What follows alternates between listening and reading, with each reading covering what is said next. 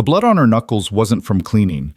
Ethan Mercer had seen plenty in his 43 years: cattle drives, bar fights, the brutal honesty of ranch life. But nothing prepared him for the woman who showed up at his door that October morning. Hannah Cole's hands were raw, her eyes hollow, yet she worked like survival itself depended on every scrubbed floorboard. When she refused his offer of lunch, he noticed the way she pocketed the apple from his counter. When she disappeared before dusk, he saw her glance over her shoulder. Not once, but 3 times. Something was hunting her. If you want to know what Ethan found when he followed her into those woods, stay with me until the end. Hit that like button and comment what city you're watching from.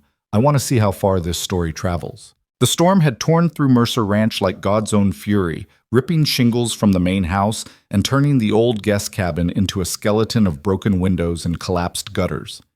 Ethan stood in the wreckage 3 days after the wind died, boots crunching on glass, and calculated what it would cost to fix versus what it would cost to bulldoze. He was leaning toward the bulldozer. "Mr. Mercer?" The voice came from behind him, so quiet he almost missed it beneath the creak of damaged timber. Ethan turned to find a woman standing at the edge of his driveway, one hand clutching the strap of a canvas bag that had seen better decades, the other shading her eyes against the morning sun. She was thin. Not fashion magazine thin, but the kind of thin that came from missing meals and calling it a choice.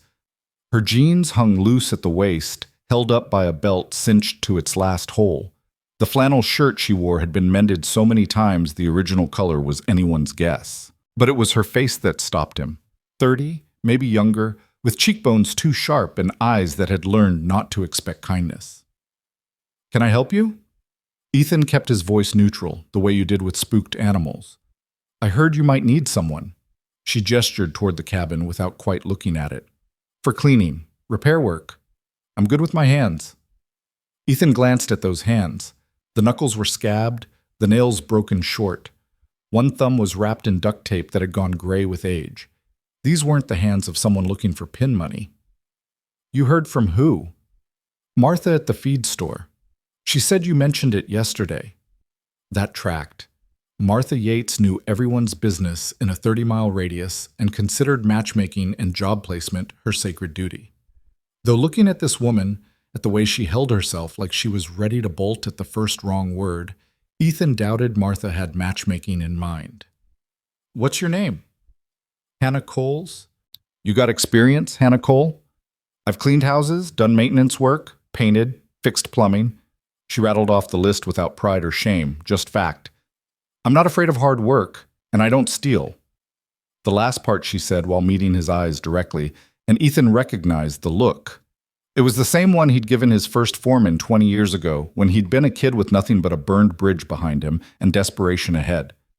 It was the look of someone who knew what people assumed and was tired of proving them wrong. "Pays $15 an hour," he said. "Cash, end of each day. You work until the job's done or until you decide it's not worth it." "Fair?" Something flickered across her face. Relief, maybe, or disbelief that it had been this easy. "Fair." "Cabin needs a full gut. Broken glass cleared, walls scrubbed, anything water damaged torn out. You'll find tools in the main barn, cleaning supplies in the mudroom off the kitchen. Start whenever you're ready." She nodded once, shifted her bag, and walked toward the cabin without another word. Ethan watched her go, noting the way she moved, quick and economical, like someone used to making herself small.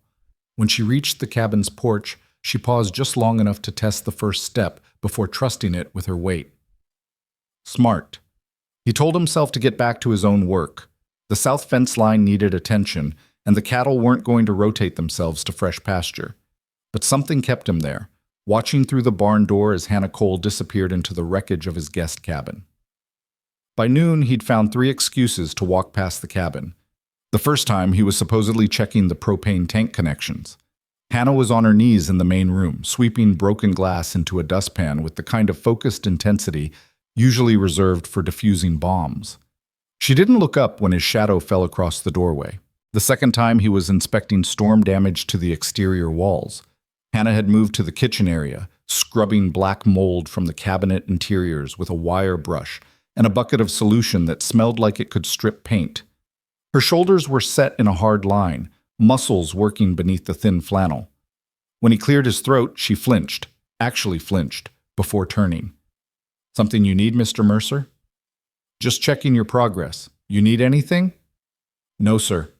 The sir bothered him more than it should have. He was only 10 years older than her, maybe 15. "Ethan's fine." "Yes, sir." He'd left before he said something stupid. The third time, he'd given up pretense entirely and brought her lunch. A sandwich from his own kitchen, thick sliced turkey, lettuce, tomato, the good cheese from the farmer's market, and a thermos of coffee. Hannah was in the bathroom, on her back beneath the sink, wrestling with a corroded pipe joint. He could hear her breathing hard, the clank of metal on metal. "Brought you some food," he called from the doorway. The clanking stopped. A moment later, she slid out, face smudged with rust and old grime. Her eyes went to the sandwich like a starving dog that had learned not to beg. "That's kind, but I'm fine." "When's the last time you ate?" "I had breakfast." It was a lie. He could tell by the way she couldn't quite meet his eyes when she said it, by the way her hand had drifted unconsciously toward her hollow stomach before she caught herself. "Humor me," he said, setting the sandwich on the cleanest section of counter he could find. "You pass out from low blood sugar. That's a workers' comp nightmare I don't need." She stared at the sandwich for 3 heartbeats. 4. Then, moving like she expected it to be snatched away, she picked it up and took a bite. Her eyes closed. Just for a second, but long enough that Ethan had to look away from the naked gratitude there. "Thank you," she said quietly. "Least I can do. You're making better progress than I expected. I'll have the main room cleared by tonight. Kitchen by tomorrow if the plumbing cooperates." "No rush, I've got—" But she was already sliding back under the sink, sandwich clamped between her teeth, conversation over. Ethan took the hint and left, but not before noticing that the apple he'd left on the counter that morning, the one from the fruit bowl in his kitchen, was gone. The sun was dropping toward the mountains when Hannah emerged from the cabin. Ethan was in the barn, supposedly organizing tack, but really he was watching the driveway. She'd worked for 8 straight hours, visible through the cabin windows like a ghost moving through the wreckage, never stopping, never slowing. She walked to the barn with that same quick, nervous energy, shoulders already tensing for dismissal or worse. "Finished for the day?" he asked. "Yes, sir." "Main room's clear, kitchen's next. I'll be back at 7 tomorrow if that suits." Ethan pulled out his wallet, counted out 8 $20 bills, a full day's work at $15 an hour, plus a little extra, and held them out. Hannah's eyes went wide. "That's too much. You worked hard, earned it. We agreed on 15 an hour, and I'm the boss, so I can pay bonuses if I want." He kept his hand extended. "Take it, Hannah." She did finally, fingers trembling slightly as they closed around the bills. She folded them once, twice, and tucked them into her front pocket with the care of someone handling something precious and fragile. "Thank you, Mr. Mercer." "Ethan." "Thank you, Ethan." She turned to go, and that's when he saw it, the glance over her shoulder. Quick, almost furtive, scanning the empty driveway and the tree line beyond like she expected to see something. Someone. "You need a ride somewhere?" The question was out before he'd thought it through. "No, thank you. I've got my own way." "It's getting dark. I know these roads." She was already walking, moving faster now, that canvas bag clutched tight. Ethan watched her reach the end of his driveway and turn left onto the county road, heading not toward town but deeper into the rural maze of old logging roads and forgotten properties. He told himself to let it go. She was an employee, nothing more. What she did on her own time was her business. But that look over her shoulder stayed with him through dinner, through his evening routine, through the scotch he poured and didn't drink while sitting on his porch and watching the stars come out over land his family had worked for 3 generations. Something was wrong. The next morning, Hannah arrived at 6:47 a.m., 13 minutes early. Ethan knew because he'd been awake since 5, watching the driveway with his coffee going cold in his hand. She approached the cabin with the same quick efficiency, already pulling on work gloves before she reached the door. "Morning," he called from the porch. She startled, actually jumped, before recognition smoothed her features into something carefully neutral. "Morning, Mr. Mercer." "Told you to call me Ethan." Right, Ethan. She said it like she was testing a foreign word. I'll get started. Coffee's on in the main house if you want some. I'm fine, thank you. She disappeared into the cabin. Ethan stayed on his porch, ostensibly reading the market reports on his tablet, but mostly tracking her shadow through the windows. She moved like water, flowing from one task to the next without hesitation. By 9 a.m., she'd torn out 3 water-damaged cabinets and hauled them to his burn pile. By 11, she'd scrubbed the kitchen floor on her hands and knees until the ancient linoleum gleamed. At noon, he brought her another sandwich. This time she accepted it without protest, though she only ate half before wrapping the rest in the napkin and tucking it into her bag. Saving it for later? He asked. Something like that. There's more where that came from. I know, but waste is a sin. The words were automatic, like something learned young and repeated often. Ethan recognized the cadence of scripture even if he couldn't place the specific verse.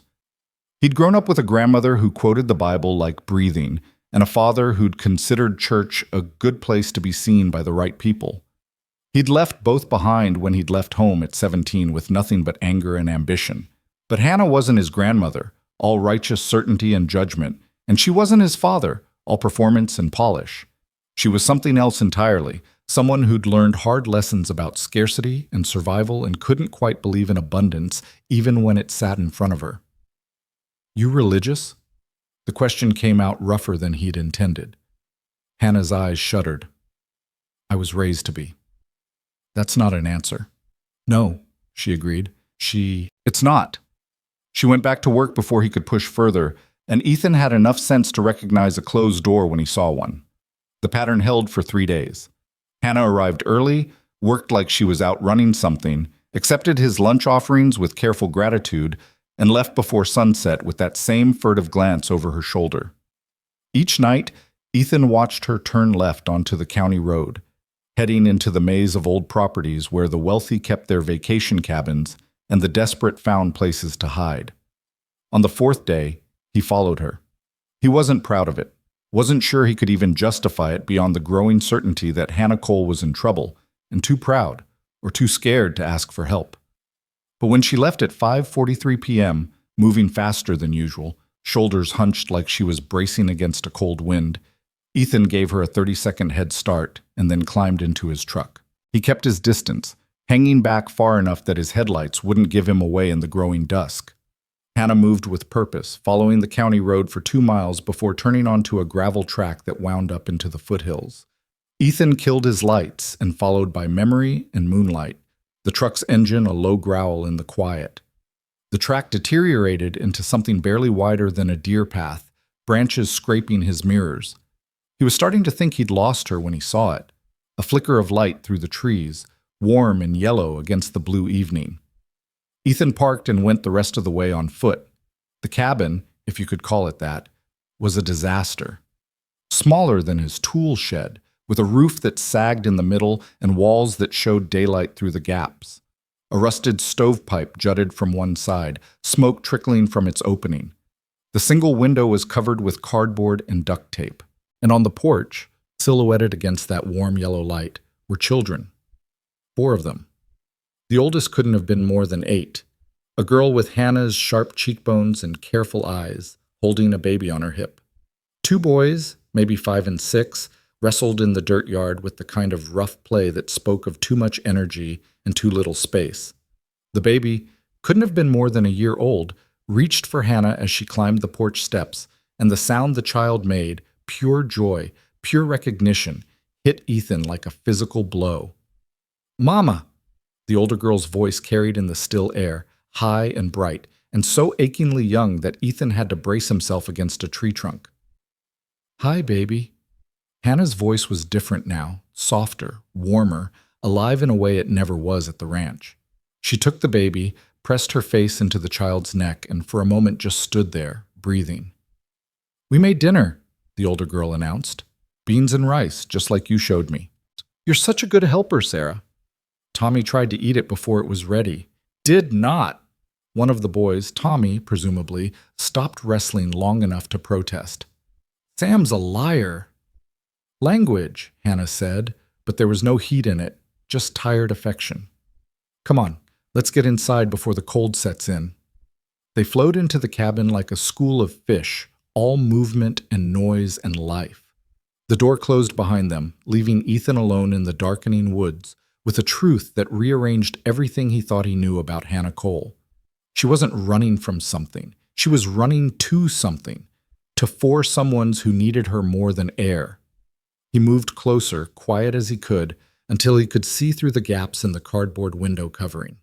The interior was barely better than the exterior. One room, maybe 12 by 12, with a wood stove in the corner and sleeping bags piled against the walls. A camping lantern provided the only light, its battery-powered glow washing everything in harsh white. But the children didn't seem to notice the poverty. They swarmed Hannah like puppies, all talking at once, showing her drawings and telling her stories about their day. She listened to each one, gave each child her full attention, even as she moved through the tiny space with practiced efficiency, stoking the fire, checking the pot of beans, pulling something from her bag, the other half of the sandwich. She tore it into 4 pieces and distributed them with the solemnity of a communion ritual. The children devoured them, and Ethan realized with a sick certainty that this was probably the only protein they'd see today. "Mama, I'm still hungry," the smallest boy said, voice wobbling. "I know, sweetheart. We'll have beans in just a minute, lots of beans. But I want meat, like at school." Sarah, the oldest, shot him a look that was pure maternal warning. "Sam, hush. But I'm hungry." "We're all hungry," Sarah snapped, then immediately looked guilty. "Sorry, Mama. It's okay, baby. We're all tired." Hannah's voice stayed gentle, even as her hands clenched into fists at her sides. "Tell you what, tomorrow's Saturday. I'll see if Mr. Mercer has any extra eggs. We can make breakfast for dinner. How's that sound?"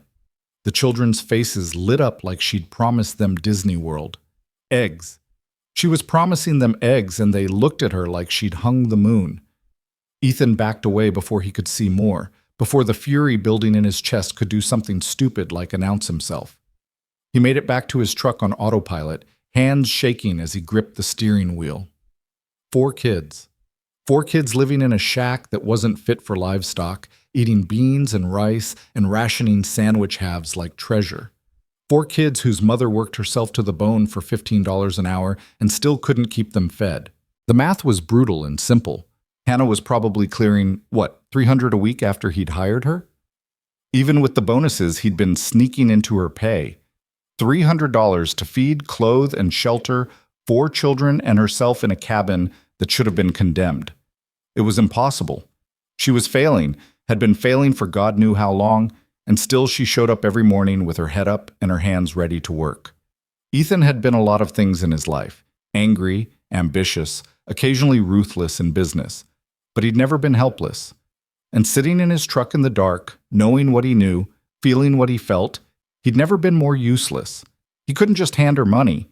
She'd already proven she wouldn't take charity, would work herself to death before accepting a handout.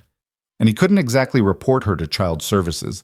That would probably get the kids taken away, and from the fierce love he'd witnessed, that would destroy her. So what then? What could he do that wouldn't wound her pride but would actually help? The answer came to him as he started the truck. He'd give her more work. The next morning, Ethan was waiting when Hannah arrived at 6:45. She froze when she saw him on the cabin porch, and he saw the flash of fear before she controlled it. "Something wrong?" she asked carefully. "Well, got a proposition for you." "I'm listening." "Cabin's coming along faster than I expected, thanks to you, but I've been thinking the main house could use some attention too. Deep cleaning, organization, that kind of thing. And the stables haven't been properly mucked out in 2 months. He kept his voice casual, like this was just a business transaction. "I could use someone reliable, extra hours if you want them, same pay." Hannah's eyes narrowed, and Ethan could practically see her calculating. More work meant more money, but it also meant more time away from her kids. "How many hours?" "As many as you're willing to give. Could be full-time if you want it. I've got obligations. In the evenings. Work whatever schedule works for you. Just let me know your availability." She studied him for a long moment, and Ethan kept his expression neutral, praying she couldn't see the truth written on his face. Finally, she nodded. "I could do 8 to 5, Monday through Friday, maybe a half-day Saturday if you need it. That'd be perfect. When can you start on the house? Cabin's almost done. Give me 2 more days and I'll switch over. Sounds good. She turned to go, then paused. Mr. Mercer, Ethan, why are you doing this? Doing what? Being kind. The question hit him harder than it should have. Maybe I just need the help. Maybe. She didn't sound convinced, but she didn't push. I'll see you Monday. Ethan watched her walk to the cabin, shoulders a little less tense than yesterday, and allowed himself a small victory. It wasn't enough. Wasn't even close to enough. But it was something. He spent the weekend pretending to work while actually planning. The main house had 6 bedrooms, 4 bathrooms, a kitchen bigger than Hannah's entire cabin, and more square footage than any one person needed. The guest wing hadn't been used since his mother died 3 years ago, rooms gathering dust while he rattled around in his master suite like a ghost haunting his own life. There was space here, more space than he knew what to do with. But first he needed to understand exactly what he was dealing with. Who was Hannah Cole really? Where had she come from? And most importantly, who had put that look in her eyes? The one that said she was always one step ahead of something terrible. Sunday afternoon, he drove into town and found Martha Yates at the feed store, presiding over her domain like a benevolent dictator. Ethan Mercer, she announced when he walked in, twice in 2 weeks. Should I alert the media? Very funny, Martha. What can I do for you, honey? That woman you sent my way. Hannah Cole. What do you know about her? Martha's smile faded. She glanced around the empty store, then gestured for him to follow her to the back office. Once the door was closed, she folded her arms and gave him a look that had withered stronger men than him. Why are you asking? Because she's working for me, and I like to know who's on my property. Bull, you're asking because you're interested. Martha. Don't Martha me. I've known you since you were 17 years old and showed up here with nothing but attitude and a chip on your shoulder big enough to build a house on. I know that look. You're getting involved. Ethan sighed. Just tell me what you know. Martha's expression softened. She pulled out a chair and sat, gesturing for him to do the same. Hannah showed up about 6 months ago. Came into the store looking for work. Any work. I sent her to a few places, the diner, the hardware store, a couple of the vacation homes that needed cleaning. She's a good worker, reliable, quiet, doesn't cause trouble. And she's got kids, 4 of them, living out in that old Peterson cabin up in the hills. You know the one, hasn't been occupied since old Bill Peterson died, must be 5 years now. That place should be condemned. Probably, but the property taxes are paid through some trust and no one's gotten around to checking on it. Martha met his eyes. She's doing her best, Ethan, but it's hard raising 4 kids alone. Where's the father? That's the question, isn't it? She doesn't talk about it and I don't push, but I've seen women running before. Hannah's got that look. The confirmation settled in Ethan's gut like lead. She mention any family? Anyone who might help? No one. Near as I can tell, she's completely alone. Martha reached across and patted his hand. Whatever you're thinking of doing, be careful. Women like Hannah, they've learned not to trust easy, especially not men with money who want to help. I'm not trying to... I know, but she doesn't. Not yet. Martha stood, signaling the end of the conversation. Just go slow. And Ethan, don't make promises you can't keep. Those kids don't need another person letting them down. He drove home with Martha's words echoing in his head. Don't make promises you can't keep. But what was he promising exactly? Work? Shelter? Safety? All of it. None of it. He didn't know yet. What he did know was that come Monday morning, Hannah Cole would walk onto his property expecting a simple cleaning job, and he would do everything in his power to give her something more without her realizing what he was doing. It was manipulative, probably paternalistic, definitely crossing some kind of line he couldn't quite define. He did it anyway. Monday, Hannah arrived at 8 sharp and surveyed the main house with the same careful assessment she'd given the cabin. Where do you want me to start? Guest wing, if that works. Second floor, east side. Hasn't been used in years. She nodded and headed upstairs, tool bag in hand. Ethan forced himself to focus on actual work, payroll, feed orders, a call with his accountant about tax implications of the new stock he'd purchased. But his attention kept drifting to the sounds overhead. Footsteps, running water, the occasional scrape of furniture being moved. At noon, he made 2 sandwiches and brought them upstairs. Hannah was in one of the guest bedrooms, windows thrown open despite the October chill, scrubbing years of dust from the windowsills with the same fierce intensity she brought to everything. "Lunch," he announced from the doorway. She turned, face flushed from exertion, and for just a moment she looked young. Not worn down or weary, just young. Maybe even pretty, in a way the hard times hadn't been able to completely erase. "Thank you." She took the offered plate and sat on the edge of the bed, eating with careful precision. This time she didn't save half. Ethan leaned against the doorframe, trying to look casual. "How are the kids?" The question landed like a bomb. Hannah's hands froze mid-bite, her whole body going still and tense. "I don't know what you're talking about. Martha mentioned you had kids. Didn't mean to pry." Hannah set down the sandwich, and Ethan could see her recalculating, trying to figure out how much he knew and what he'd do with the information. "I have 4 children," she said finally, voice carefully neutral. "They're being cared for." "I'm sure they are." "Is that going to be a problem for the job?" "Why would it be?" "Some employers don't like complications." "Hannah, I don't care if you have 4 kids or 14. You do good work. That's all that matters to me." She searched his face for the lie, the trap, the hidden cost. When she didn't find it, her shoulders dropped half an inch. "Okay," she said quietly. "Thank you." They ate in silence for a while, the October sunlight streaming through the clean windows and turning the dust motes into tiny galaxies. Finally, Hannah spoke. "Can I ask you something?" "Sure." "Why do you live out here alone? Big house like this, all this land? Seems like it should be full of people." Ethan considered deflecting, but something about the directness of her question deserved an honest answer. "It was full of people once. My parents, when they were alive.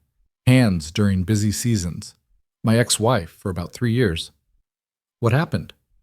She wanted a husband who'd be home for dinner. I wanted to build an empire. Turns out those 2 things don't really mix." He shrugged. "Been 10 years now. She remarried, has 2 kids, seems happy. I've got 4,000 acres and more money than I know what to do with. We both got what we wanted, I guess." "Do you ever get lonely?"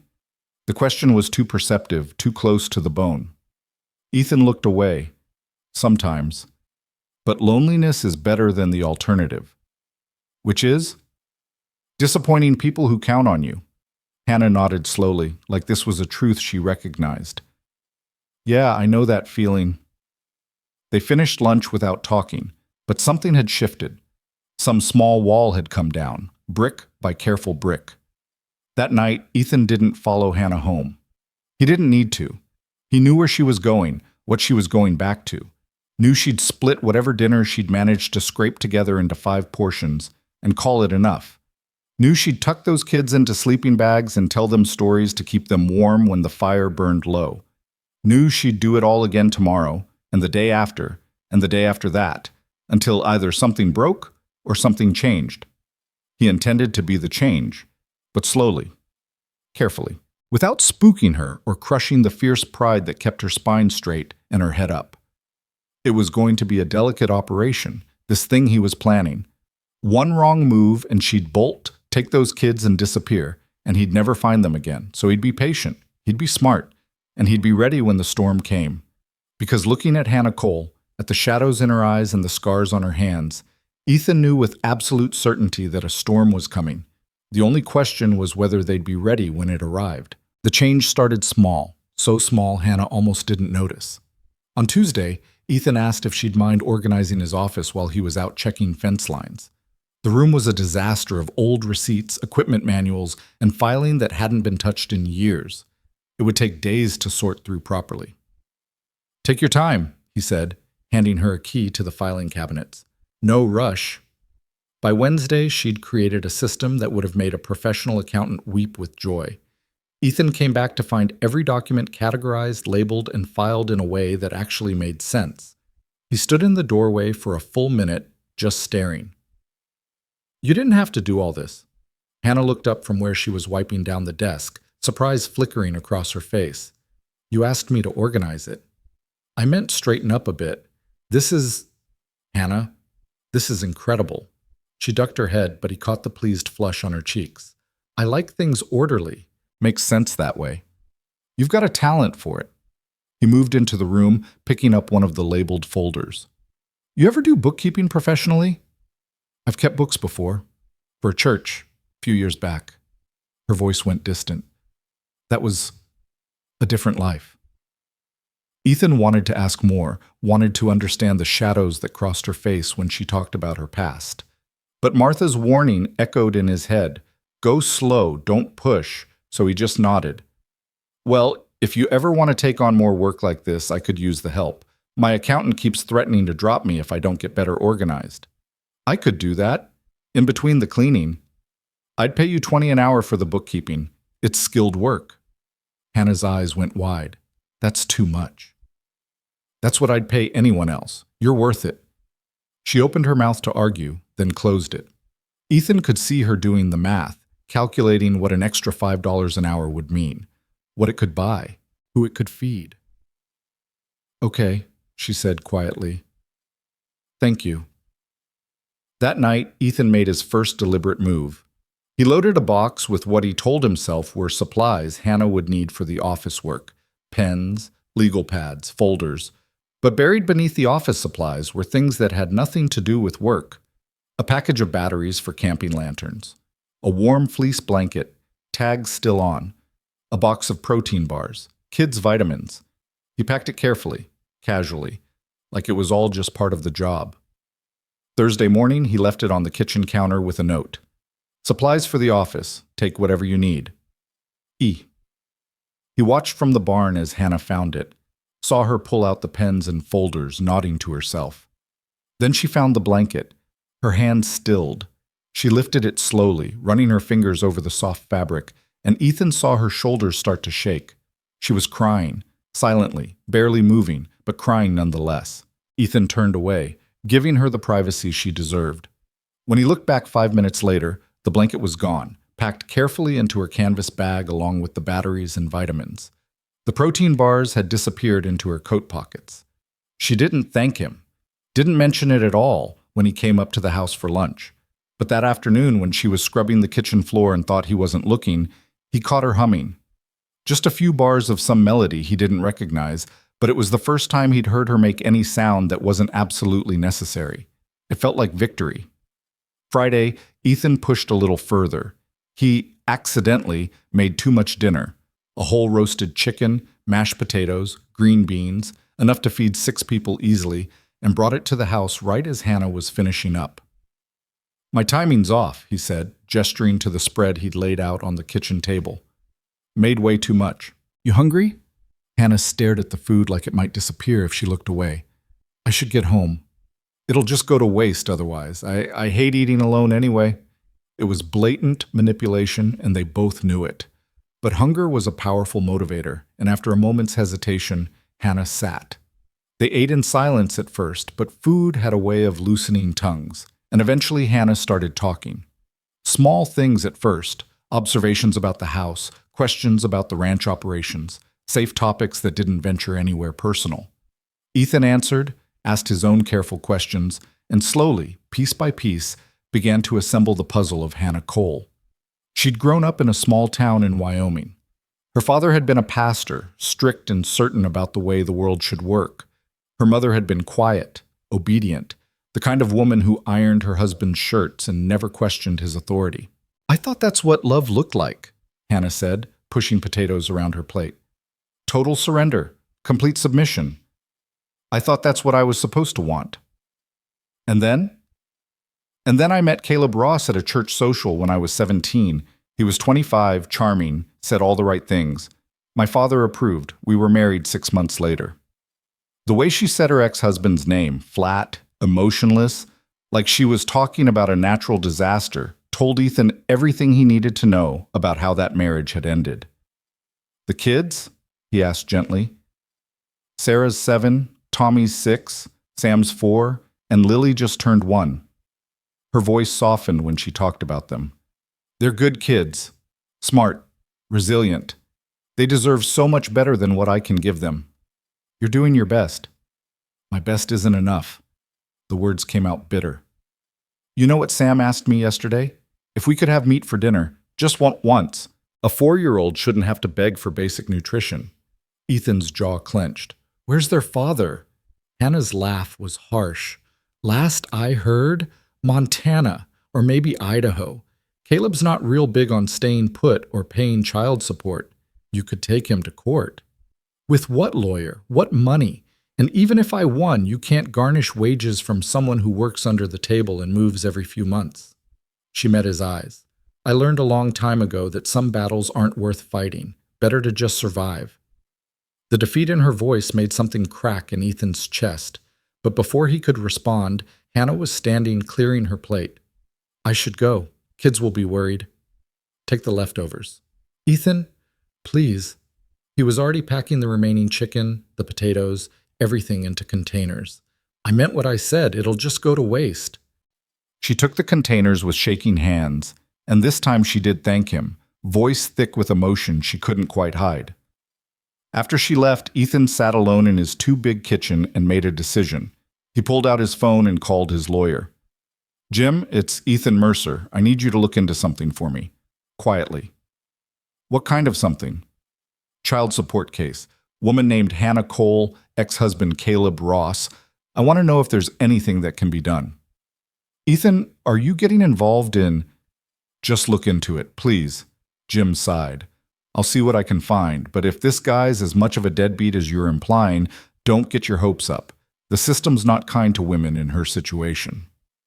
Then we'll have to be kinder. That weekend, Ethan drove out to the Peterson cabin. Not to spy this time, but to assess. He parked a 1/4 mile away and walked the rest, approaching from an angle where he wouldn't be seen from the windows. In daylight, it looked even worse. The roof was one bad storm away from collapse.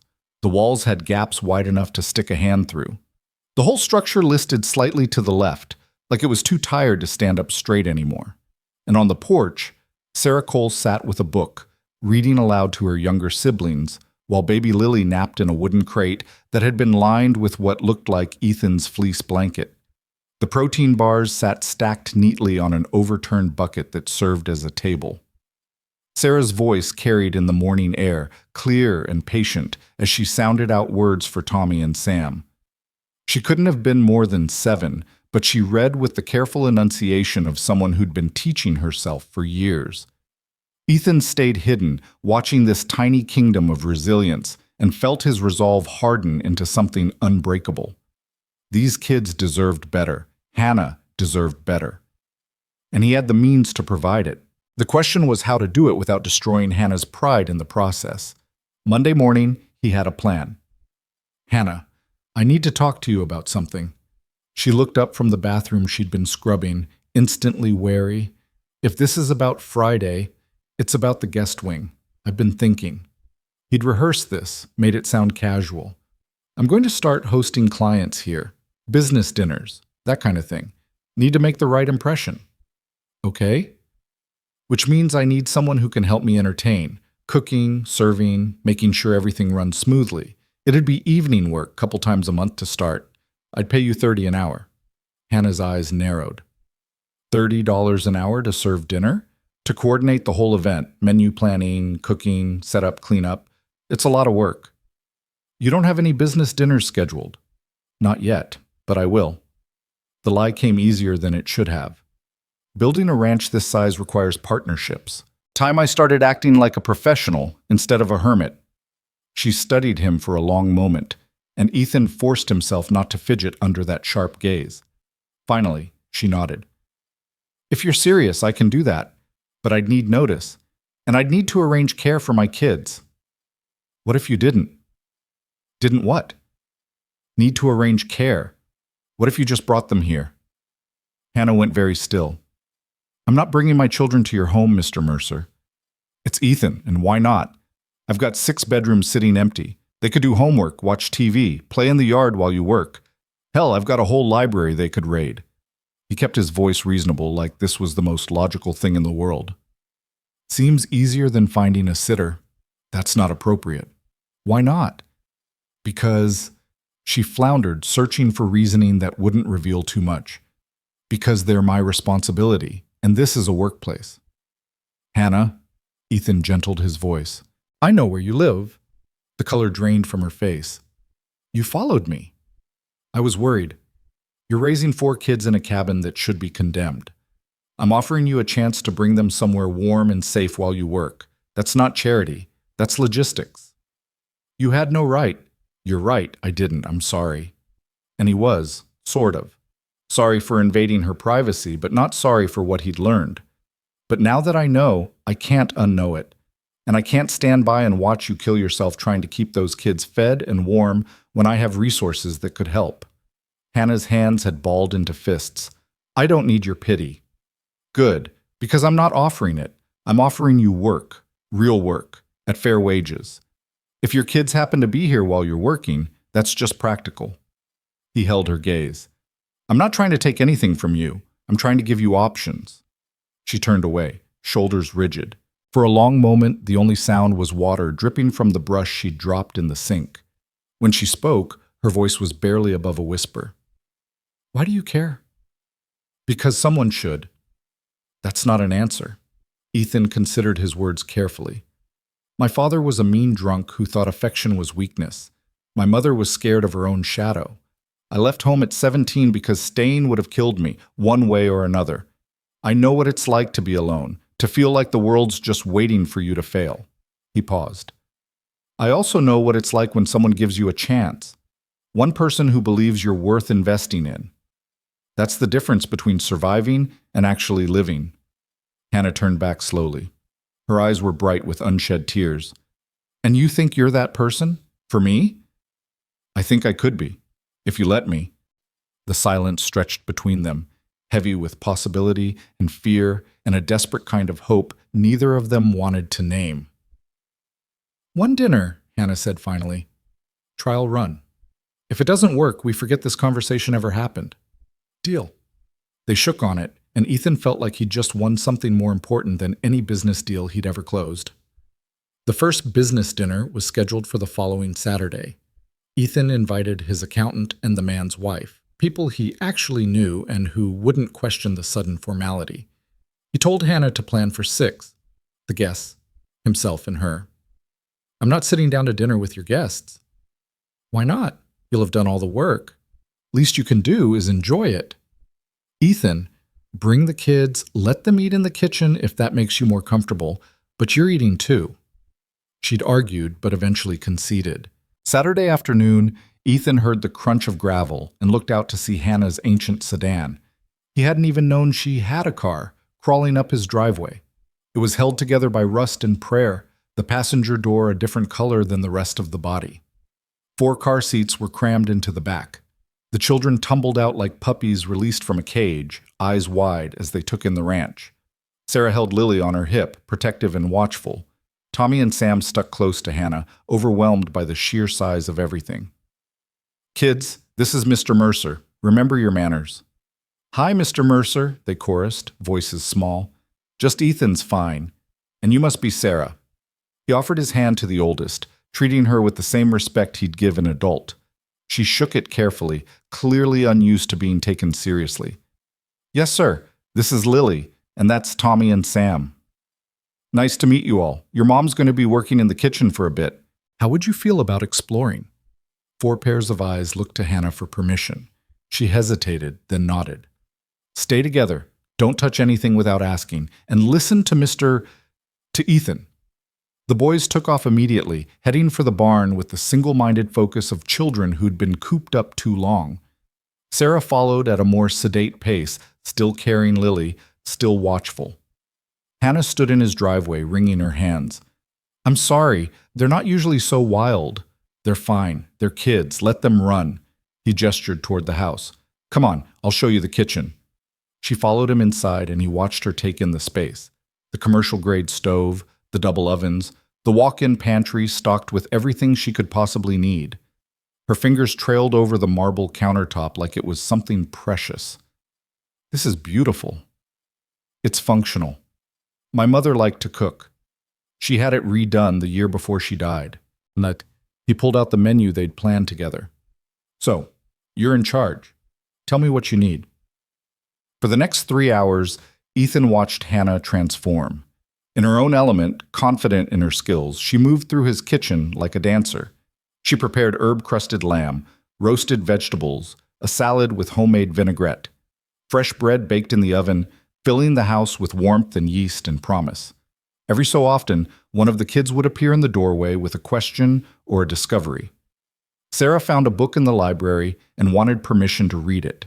Tommy found a basketball and wanted to know if he could use it. Sam discovered the piano in the living room and was desperate to touch the keys. Hannah answered each interruption with patience, but Ethan could see the strain building. She was trying to work and parent simultaneously, and it was pulling her in too many directions. "Sarah Ishi," he called to the oldest girl, "how would you feel about being in charge of your brothers for a bit? There's a TV in the den, and I've got some movies. You could set them up, make sure they don't destroy anything." Sarah straightened, taking the responsibility seriously. "I can do that." "I know you can. You're good at taking care of them." Something in her young face eased, like she'd been waiting her whole life for someone to notice. "Thank you, sir." After the kids were settled, the kitchen grew quiet. Hannah worked, and Ethan pretended to review paperwork at the kitchen table while actually just watching her. She hummed while she cooked, that same melody from before, and slowly the tension in her shoulders unwound. "Can I ask you something?" she said after a while. "Sure.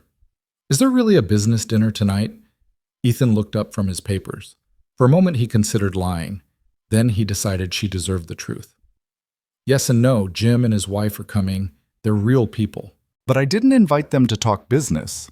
I invited them because I thought you needed a practice run before I start booking actual client dinners."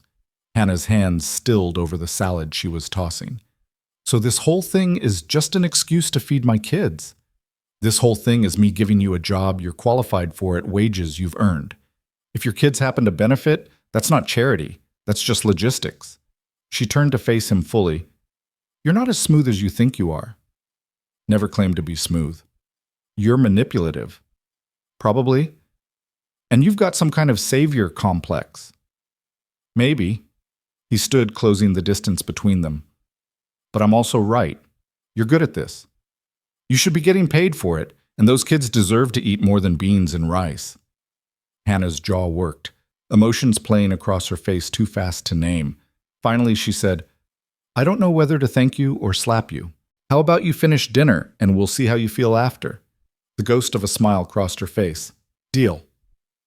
Dinner was perfect. Jim and his wife, Margaret, arrived right on time, charmed by Hannah's cooking and warmth. The conversation flowed easily, helped by wine and good food and the comfortable atmosphere Hannah had created. In the kitchen, the kids ate like royalty. Ethan had set them up at the breakfast table with their own portions of everything: lamb, vegetables, bread with real butter. He watched Sam's eyes go wide at the first bite of meat. Watched Tommy eat so fast Hannah had to remind him to breathe. Watched Sarah carefully cut Lily's food into tiny pieces while sneaking extra bites for herself. They were still hungry when they finished. Ethan saw Sarah eyeing the remaining bread with longing she tried to hide. "Sarah," he said quietly, "there's ice cream in the freezer. Chocolate and vanilla. Would you and your brothers like some?" Her face lit up like Christmas morning. "Really? Really? Help yourself." Later, after Jim and Margaret had left with promises to return, after the kids had fallen asleep in the den in a pile of blankets and contentment, Hannah found Ethan on the porch. "Thank you," she said simply. "For what?" "For tonight. For all of it." She stood beside him, looking out over the dark fields. "Sam asked me if we could live here. Said it's the most beautiful place he's ever seen." "What did you tell him?" "That we have our own home. That this is just for visiting." Ethan wanted to argue, wanted to tell her that this could be their home if she'd just let it. But he held his tongue. This was her decision to make, her pace to set. "You're welcome here," he said instead. "Any time, for work or otherwise." Hannah was quiet for a long moment.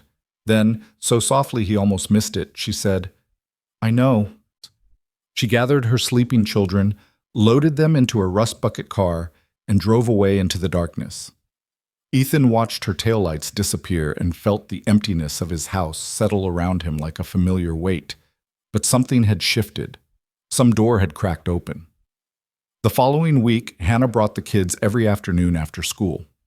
She didn't ask permission, just showed up with them in tow and set them up in the library or den while she worked. They did homework at his dining room table, read books from his shelves, played in his yard under Sarah's watchful eye. Ethan found himself adjusting his schedule around them. He'd come in from the fields at 3:30 to find Sam practicing piano scales, or Tommy building elaborate structures out of old ranch equipment manuals, or Sarah reading to Lily in voices that made the baby giggle. He started keeping snacks in the pantry, juice boxes, graham crackers, the good peanut butter. Things appeared and disappeared and no one mentioned it. Hannah noticed, of course, but she'd stopped fighting it. She'd learned to say thank you and move on, accepting help with a grace that spoke of exhaustion and gratitude in equal measure. 2 weeks into the new arrangement, Ethan came home to find Hannah in his kitchen, crying. Not the silent tears he'd seen before. This was ugly crying, the kind that came from somewhere deep and broken. She had her phone clutched in one hand, the other pressed against her mouth like she could physically hold in the sobs. "Hannah?" He crossed to her immediately. "What happened?" She showed him the phone. A text message from a number she hadn't saved. "Found you. I'm coming for what's mine." It was signed with just a name, Caleb. And just like that, the storm Ethan had been waiting for announced its arrival.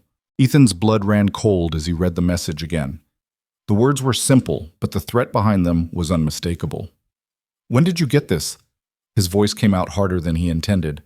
Hannah wiped at her face with shaking hands. 20 minutes ago. I've been trying to figure out what to do." "You call the police. That's what you do. And tell them what? That my ex-husband sent me a text message?" Her laugh was brittle. "They'll say it's a civil matter, that unless he actually does something, there's nothing they can do." "He's threatening you. He's saying he wants to see his kids. That's not illegal, Ethan. We were never officially divorced. I just left." She pressed her palms against her eyes. "I thought I'd covered my tracks. Thought I'd finally gotten far enough away that he wouldn't find me." "How did he find you?" "I don't know. Maybe someone from back home saw me. Maybe he's been looking this whole time." Her voice cracked. "It doesn't matter how. He found us. And now he's coming." Ethan's mind raced through options, discarding them as fast as they appeared. Restraining order, too slow. And Hannah said they weren't divorced. Police protection, not without a concrete threat. Running. Where would she go with 4 kids and no money? "Stay here," he said. Hannah looked up at him like he'd lost his mind. "What?" "Tonight. Stay here. You and the kids. If he shows up at that cabin and you're not there, that buys us time to figure this out." "Ethan, I can't just move into your house. Why not? You're already here half the time anyway. And if Caleb's serious about coming for you, I'd rather you be somewhere safe. Somewhere with locks on the doors and a man who knows how to use a shotgun if necessary." The mention of the shotgun made Hannah flinch, but she didn't argue. That more than anything told Ethan how scared she really was. "Just for tonight," she said finally, "until I figure out what to do. As many nights as you need. They collected the kids from the den, where they'd fallen asleep watching a nature documentary. Sarah woke when Hannah touched her shoulder, instantly alert in the way of children who'd learned to sleep light. "Mama, what's wrong?" "Nothing, baby. We're just going to stay here tonight. Mr. Mercer has extra rooms." Sarah's eyes found Ethan's, sharp and assessing despite her age. She knew something was wrong. Kids always knew. "Is he coming?" she asked quietly. Hannah's face went pale. "Sarah, I'm not stupid, Mama. Is Daddy coming?" The silence that followed was answer enough. Tommy and Sam stirred at the word Daddy, their small faces shuddering with an instinctive fear that made Ethan's hands curl into fists.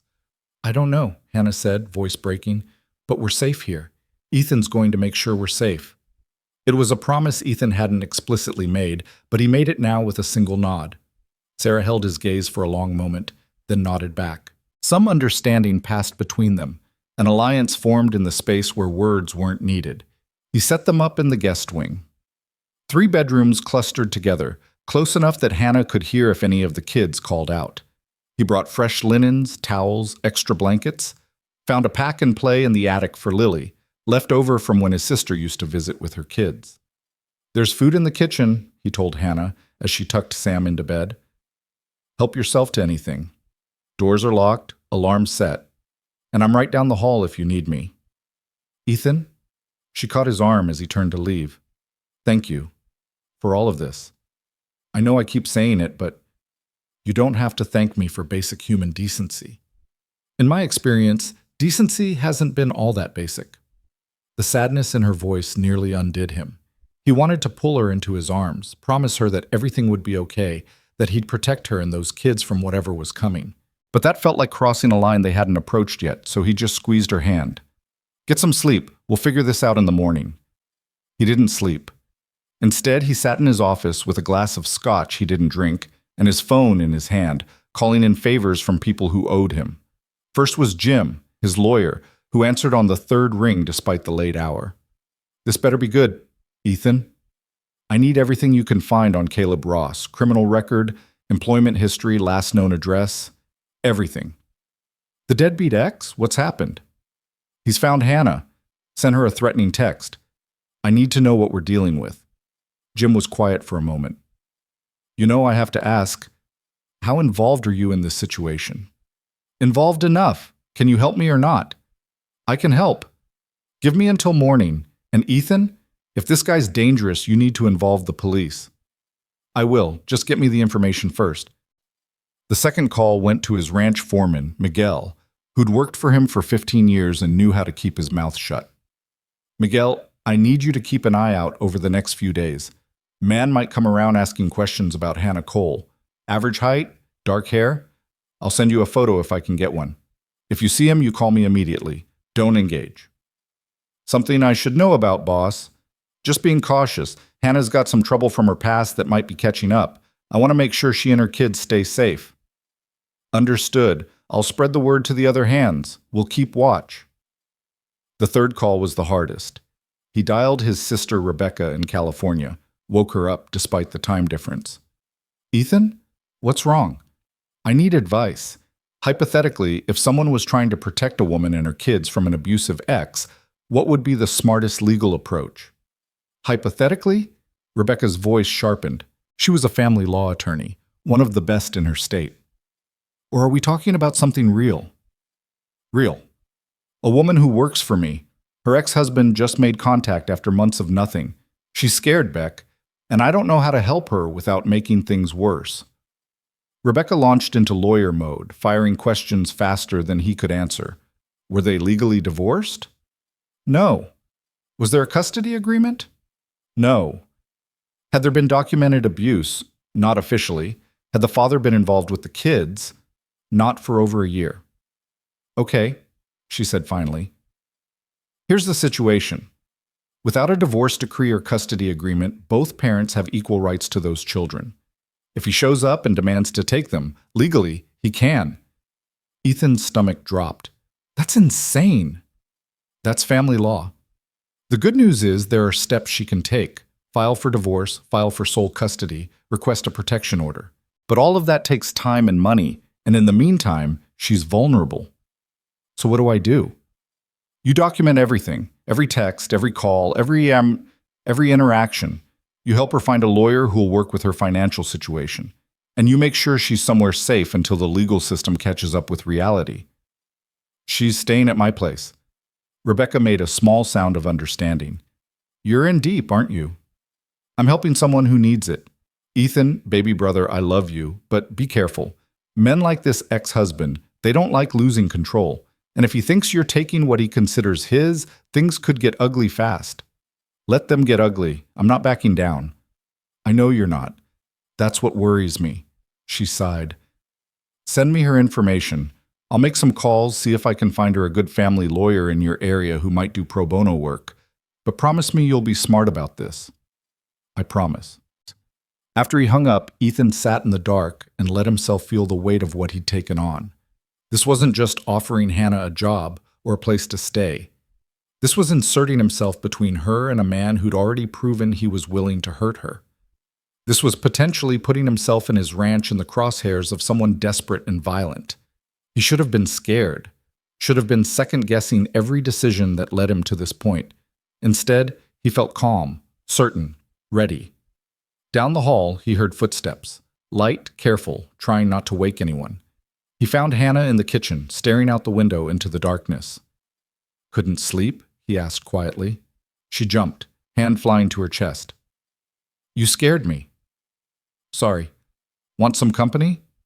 She nodded, and they stood together in the quiet kitchen, two people on the edge of something neither of them fully understood yet. "I keep waiting for him to appear," Hannah said finally. "Every shadow, every sound. I know it's irrational. He can't have gotten here that fast, but I can't shake the feeling that he's already out there, watching. He's not. And even if he was, he'd have to go through me to get to you. That's what I'm afraid of." She turned to face him. "You don't know Caleb. Don't know what he's capable of when he's angry. Tell me." Hannah wrapped her arms around herself. "It started small. Criticism. Control. He decided what I wore, who I talked to, where I went. Said it was because he loved me, because he wanted to protect me from a sinful world." Her voice went flat, reciting facts. "Then it got worse, yelling, throwing things, holes in walls. He never hit me where it would show. Always the stomach, the ribs, places I could cover up." Ethan's jaw clenched so hard his teeth ached, but he stayed silent, letting her talk. "I stayed because I thought I had to, because my father said divorce was a sin, because Caleb said no one else would want a woman with 4 kids, because I was scared." She met Ethan's eyes. "And then one day, he grabbed Sarah. She was 5, had talked back to him about something small. He grabbed her arm hard enough to bruise, and I saw my whole future in that moment. Saw my daughter learning to accept violence as love. Saw my sons learning that this was how men treated women. So you left." "So I left. Took the kids in the middle of the night while he was passed out drunk. Drove until the car almost died, found that cabin, and started over." Her hands were shaking. "I've spent every day since then looking over my shoulder, waiting for this moment. And now it's here." Ethan moved closer, slowly, giving her space to retreat if she needed it. "He's not taking you back. Not taking the kids. I don't care what the law says. I've got resources, connections, money. We'll fight this properly." "Why?" The question came out anguished. "Why do you care so much? You barely know me." "I know enough. Know you're a good mother. Know you work harder than anyone I've ever met. Know those kids adore you and you die before you let anything happen to them." He paused. "And I know what it's like to feel alone. To think the world's against you and there's no point in asking for help because no one's coming." "And you think you're coming? For me?" "I'm already here." Hannah stared at him for a long moment, something shifting in her expression. Then, moving like she was afraid he'd vanish if she moved too fast, she stepped forward and pressed her face against his chest. Her shoulders shook with silent sobs, and Ethan wrapped his arms around her, holding her while she cried out months of fear and exhaustion. They stood like that until the sky started to lighten, neither one willing to break the moment. Finally, Hannah pulled back, wiping at her face. "I should check on the kids." "Hannah, thank you for listening, for everything." She managed a watery smile. "I'm glad I don't have to do this alone anymore." Morning came with Jim's call. Ethan answered on the first ring, stepping out onto the porch so he wouldn't wake anyone. "What did you find?" "Caleb Ross, age 33, 2 arrests for assault, 1 conviction that got pleaded down to disturbing the peace, multiple complaints from former employers about erratic behavior, currently wanted in Montana for failure to pay child support." "Wanted as in there's a warrant?" "Bench warrant, yeah. It's not high priority. Family court stuff usually isn't, but it exists." Jim paused. "Ethan, this guy's bad news. He's got a pattern. Gets work, gets fired, moves on, leaves destruction in his wake. If he's decided he wants those kids back, it's not because he loves them." "Then why?" "Could be a dozen reasons. Control? Revenge? Heard Hannah's got something worth taking. Or maybe he needs them for something. Welfare benefits, tax purposes, who knows? Point is, whatever his motivation, it's not about being a father." Ethan's hands tightened on the porch railing. "What are our options?" "Hannah needs to file for divorce immediately and request emergency custody. With his criminal record and the warrant, we've got a decent shot at getting her temporary sole custody while the divorce proceeds. But she needs to do it fast before he can file anything himself." "Can we do it today?" I can have the paperwork ready by noon, but Ethan, she needs to be the one to sign it. This has to be her choice. I know, I'll talk to her. He found Hannah in the kitchen making breakfast for the kids. Sarah was helping, cracking eggs into a bowl with careful concentration, while Tommy set the table and Sam entertained Lily. It was so domestic, so normal, that for a moment Ethan could almost forget the storm gathering on the horizon. Hannah, can we talk? In private? She glanced at Sarah. Baby, can you watch your brothers for a few minutes? Yes, Mama. They stepped into Ethan's office, and he closed the door. Hannah listened quietly while he explained what Jim had found, what needed to happen next. When he finished, she was silent for a long time. If I file for divorce, he'll know exactly where I am. He already knows. The text proves that. Filing makes it real, makes it a fight. Hannah, it's already a fight. Has been since you left. You've just been fighting it alone. Ethan leaned against his desk. This way, you've got the law on your side. You've got documentation. You've got a chance to protect those kids legally instead of just running. And what happens if the judge sides with him? If they decide he deserves joint custody? Then we appeal, we fight, we do whatever it takes. He met her eyes. But at least we're fighting smart instead of scared. Hannah wrapped her arms around herself, so small and fragile in his big office. I'm so tired of being scared. I know. And if I do this, if I file, there's no going back. No, there's only going forward. She nodded slowly. Okay, let's do it. They spent the morning preparing. Jim came to the ranch personally, bringing a stack of documents that needed Hannah's signature. Divorce petition, request for emergency custody, application for a protection order. Each signature felt like a declaration of war. This gets filed today, Jim explained. Caleb will be served within 72 hours. Once he receives the papers, he has 30 days to respond. And if he shows up before then? Hannah asked. Then you call the police and you call me. With these filings on record, any attempt to take the children becomes a potential kidnapping charge. Jim softened his voice. You're doing the right thing, Hannah. She didn't look convinced, but she signed the last document and handed it back. After Jim left, the house fell into an uneasy quiet. The kids sensed the tension, going subdued and clingy. Hannah tried to maintain normalcy, but Ethan could see the way her hands shook when she thought no one was looking, the way she startled at every sound. He wanted to promise her everything would be okay, but he'd never believed in empty promises. So instead he stayed close, a solid presence in the background while Hannah tried to hold herself together. The call came 2 days later. Ethan was in the barn when his phone rang, an unknown number that he answered anyway. Mercer. This the guy who's been fucking my wife? The voice was rough, aggressive, everything Ethan had expected and worse. He forced himself to stay calm. This is Ethan Mercer. Who's this? You know who this is. Where's Hannah? If you're Caleb Ross, then you should know that Hannah has filed for divorce and sole custody. Any communication needs to go through her lawyer. I don't give a damn about lawyers. I want to see my kids. That's not my decision to make. The hell it isn't. You're the one keeping them from me. You think I don't know what's going on? Think I don't know you've been sniffing around my family? Ethan's temper flared. Your family. You abandoned them, left them to starve while you ran off to Montana. Who the hell do you think you are? Some rich asshole who thinks he can buy whatever he wants? Caleb's voice rose. Those are my kids, my wife, and I'm coming to get what's mine. They're not property, Caleb. They're people, and they don't want anything to do with you. Then I'll make them want it. I've got rights. The law says those kids are half mine. The law also says you owe thousands in child support. There's a warrant out for you in Montana.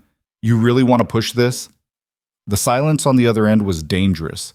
When Caleb spoke again, his voice was low and controlled in a way that was somehow worse than the yelling. You don't know who you're messing with, Mercer. You think your money protects you, your big ranch? I've taken down bigger men than you, and when I'm done, you're going to wish you'd never heard the name Hannah Cole. The line went dead. Ethan immediately called Jim, then the sheriff's office, reporting the threat. But he knew, deep in his gut, that documentation wouldn't be enough. Caleb Ross was coming, and when he arrived, words on paper wouldn't stop him. He found Hannah in the kitchen, teaching Sarah how to make bread. The domesticity of the scene, flour on their noses, Lily banging a wooden spoon on the floor, the smell of yeast and warmth made what he had to tell her even harder. "Hannah," Caleb called. Her hands froze mid-need. "What did he say?" Ethan told her, editing out the worst of the threats but keeping enough that she'd understand the danger. Sarah listened from her position at the counter, face carefully blank in that way that meant she was absorbing every word. "He's going to come here," Hannah said. Hannah, it wasn't a question. "Probably." "When?" "I don't know, but we'll be ready." That night, Ethan taught Hannah how to use the shotgun he kept in his office. She was a surprisingly good shot, steady-handed and focused once she got over her initial fear of the weapon. "I never thought I'd be the kind of person who needed to know this," she said, lowering the gun after hitting 3 clay pigeons in a row. "You're the kind of person who does whatever it takes to protect her kids. If that means learning to shoot, then you learn to shoot." They practiced until dark, until Hannah could load, aim, and fire without hesitation. It wasn't much, but it was something. A small piece of control in a situation where she'd had none. Caleb showed up 3 days later. Ethan was in the south pasture when Miguel called, voice tight with tension. "Boss, we got a problem. There's a guy at the main gate demanding to see Hannah. Says he's her husband. He's drunk, aggressive, and he's got a tire iron. Keep him at the gate. I'm on my way. And Miguel, call the sheriff." Ethan drove faster than he should have, truck kicking up dust on the ranch roads. He called Hannah as he drove. "Lock the doors, take the kids to the master bedroom. It's got a reinforced door and its own phone line. Do not come out until I tell you it's safe." "Ethan, please, Hannah, trust me." He heard her gathering the kids, her voice calm even as she hurried them along. "Okay, we're moving now. Be careful." "Always am." The lie tasted bitter. Caleb Ross was exactly what Ethan expected. Average height, wiry build, eyes red-rimmed from drinking and driving. He paced in front of the gate like a caged animal, tire iron swinging loosely in one hand. Miguel and 2 other ranch hands stood between Caleb and the property, their posture casual but ready. They'd been in enough bar fights to know how this could go. "You Mercer?" Caleb called when Ethan's truck pulled up. "I am." "Then open this gate and let me see my family." "Can't do that, Caleb." "The hell you can't." Caleb slammed the tire iron against the gate, the clang echoing across the fields. "Those are my kids in there, my wife. You got no right keeping them from me." "Hannah's filed for divorce. You've been served. You know the rules." "I don't give a damn about your rules." Caleb's face was flushed, veins standing out on his neck. "You think you're some kind of hero, saving the poor, helpless woman? She'd tell you about herself, about what she really is?" "I know everything I need to know." "You don't know shit. Hannah's a liar, a thief. She stole my kids, stole money, stole my life." He pointed the tire iron at Ethan. "And now she's got you wrapped around her finger, probably spreading her legs to keep a roof over her head." The rage that flooded through Ethan was white-hot and dangerous. He saw Miguel tense, ready to intervene if Ethan did something stupid. "You need to leave," Ethan said, voice deadly calm. "The sheriff's on his way. You've got a warrant in Montana. You really want to add trespassing and assault to your problems?" "I'm not trespassing. I'm collecting what's mine." "They were never yours. You lost them the first time you raised your hand to Hannah." Caleb's eyes narrowed. "She's been talking, huh? Playing the victim? That's what she does. Gets people to feel sorry for her so she doesn't have to take responsibility for her own failures. The only failure here is you. As a husband, as a father, as a man." Caleb rushed the gate, slamming into it with his shoulder. The metal held, but barely. Miguel and the hands moved forward, ready to restrain him if necessary. "I'll kill you," Caleb screamed. "You hear me? I'll burn this whole place down before I let you keep them." Sirens wailed in the distance, getting closer. Caleb heard them too, backing away from the gate with wild eyes. "This isn't over, Mercer. You tell Hannah I'm not going anywhere. Those kids are mine, and I'm taking them back. One way or another." He ran for his truck, a beat-up Ford with Montana plates, and peeled out, gravel spraying. The sheriff's car arrived 30 seconds later, but by then Caleb was gone, disappearing down the county road like a ghost. Sheriff Morrison took Ethan's statement, made notes about the threats, promised to put out a bolo for Caleb's truck, but they all knew how these things went. Unless Caleb actually did something, there was only so much the law could do. "You've got good security here," Morrison said, gesturing to the gate and fencing. "Keep it locked. Keep your eyes open. And Ethan, if he comes back, you call us first. Don't try to be a hero." "Wouldn't dream of it, Sheriff." After Morrison left, Ethan went to find Hannah. She was still in the master bedroom, kids clustered around her on the bed. Sarah held the phone in one hand, ready to call 911 if needed. Tommy and Sam pressed against Hannah's sides. Lily slept in her arms, oblivious to the danger. "Is he gone?" Hannah asked. "For now." She nodded, but didn't move. Couldn't move, maybe. Frozen by fear and adrenaline. "He's not going to stop," she whispered. "You heard what he said. He'll burn it all down before he lets us go." "Then we make sure there's nothing left to burn." The words were brave, but privately, Ethan wondered if he'd just made everything worse, if inviting Hannah and her kids into his life had painted a target on all of them. But when Sarah looked at him with those two old eyes and said, "Thank you for protecting us, Ethan," he knew he'd make the same choice 100 times over, even if it meant going to war. The war came in stages, each one more calculated than the last. Caleb didn't return to the ranch that night, or the next, but his presence lingered like smoke, poisoning the fragile sense of safety they'd built. Hannah jumped at shadows. The kids grew quieter, more watchful. Even Lily seemed to sense the tension, fussing more than usual, reaching for her mother with desperate little hands. Ethan upgraded the security.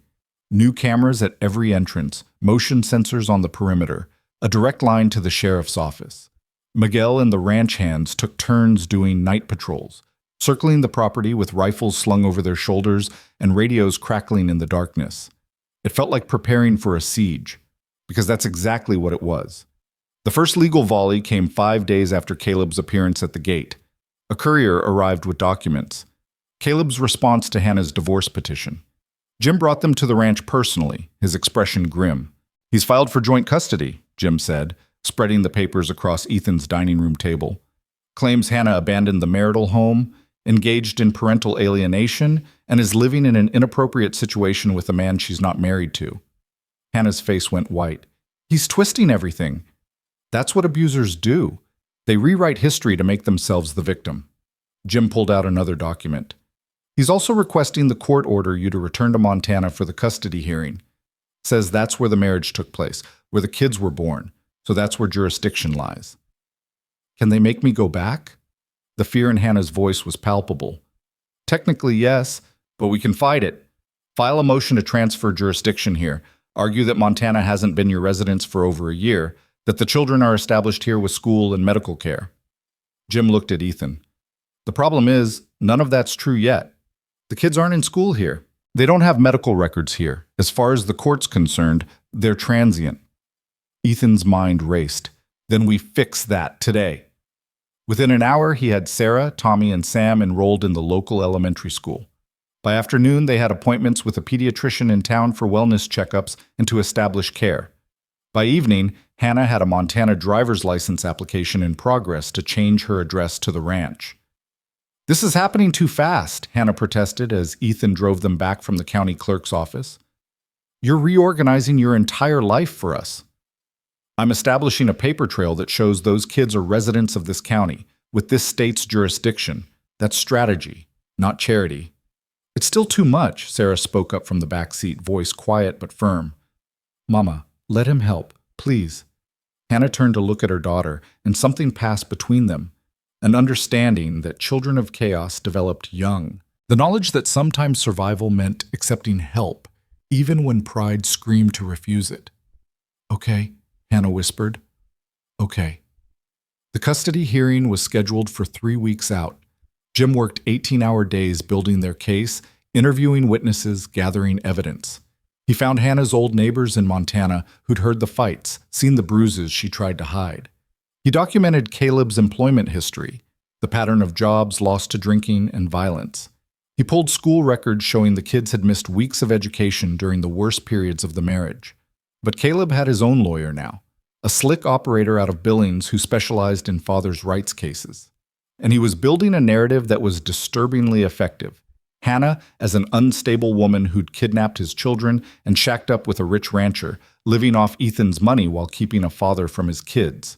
"They're going to make me look like a gold digger," Hannah said one night, staring at the opposition's brief. "Like I seduced you for your money. Let them try. Anyone who spends 5 minutes with you knows that's garbage." "You don't understand how this works. I've seen it before in my father's church. Women who left bad marriages, who tried to protect their kids. The community rallied around the husbands, painted the wives as hysterical, ungrateful, rebellious." Her hands shook. The truth didn't matter, just the story people wanted to believe. Ethan took the brief from her hands and set it aside. "Then we make sure our story is louder, more convincing, backed by evidence instead of manipulation. And if it's not enough? Then we appeal. We fight at every level until we win." "You keep saying we like this is your fight too." Ethan met her eyes. "It is my fight. Has been since the moment I decided to care about what happened to you and those kids." Hannah looked at him for a long moment, something shifting in her expression. Then she did something that surprised them both. She leaned forward and kissed him. It was brief, tentative, more question than answer. When she pulled back, her cheeks were flushed. "I'm sorry, I shouldn't have." "Don't apologize." Ethan's voice came out rougher than intended. "But Hannah, you need to know that's not why I'm doing this. I don't have expectations. I'm not keeping score." "I know. That's why I wanted to." She stood, gathering the scattered papers. "I should check on the kids." She left before he could respond, and Ethan sat alone in the quiet house, feeling like something fundamental had shifted beneath his feet. The days before the hearing blurred together. Hannah practiced her testimony until she could recite it without shaking. The kids started school, and Ethan watched them transform in small ways. Tommy's shoulders straightening with pride when he brought home a gold star, Sam making a friend who invited him to play at recess, Sarah joining the school library club and coming home with stacks of books. Even Lily thrived, babbling more, taking her first wobbly steps across Ethan's living room while everyone cheered. These were normal things, everyday miracles that shouldn't have felt revolutionary. But for kids who'd spent a year living in survival mode, normalcy was its own kind of magic. Ethan found himself woven into their routines without quite knowing how it happened. He helped with homework at the kitchen table, his rusty math skills barely keeping pace with third-grade multiplication. He learned to braid Sarah's hair in the mornings, fingers clumsy at first but improving with practice. He discovered that Sam had nightmares and would sometimes appear at his bedroom door in the small hours, asking in a whisper if he could sleep on Ethan's floor. The first time it happened, Ethan had been baffled. The second time, he'd put extra blankets on the floor and let the kid curl up like a puppy at the foot of the bed. By the fifth time, he didn't even wake fully, just listened for the soft patter of feet and the rustle of Sam settling in.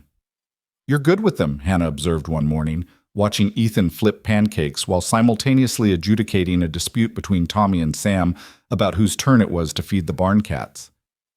"I'm winging it, mostly." "You're doing better than winging it. They trust you. That's not something they give easily." Ethan plated the pancakes and handed them to the kids. "They're good kids, easy to care about." Their father never thought so. He saw them as obligations, burdens, evidence of my failure to use birth control properly. "Oh," Hannah's voice went distant. "He used to say that if I'd just kept my legs closed, he wouldn't be stuck supporting a bunch of brats." The casual cruelty of it made Ethan's blood boil, but he kept his voice level. "Then he's an idiot who doesn't deserve them." "No, he doesn't." Hannah moved to the coffee pot, pouring herself a cup. "Sometimes I wonder what would have happened if I'd never met him, if I'd made different choices. You'd have different kids, and the world would be poorer for it." She smiled, small and genuine. "That's a nice way to look at it."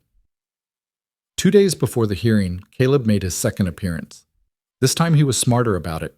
He didn't come to the ranch. Instead, he showed up at the elementary school 20 minutes before dismissal, standing on the public sidewalk with a sign that read, "A Father's Rights Matter," and a stack of flyers featuring photos of the kids from years ago, back when they'd still lived with him. The school called Hannah immediately. She called Ethan.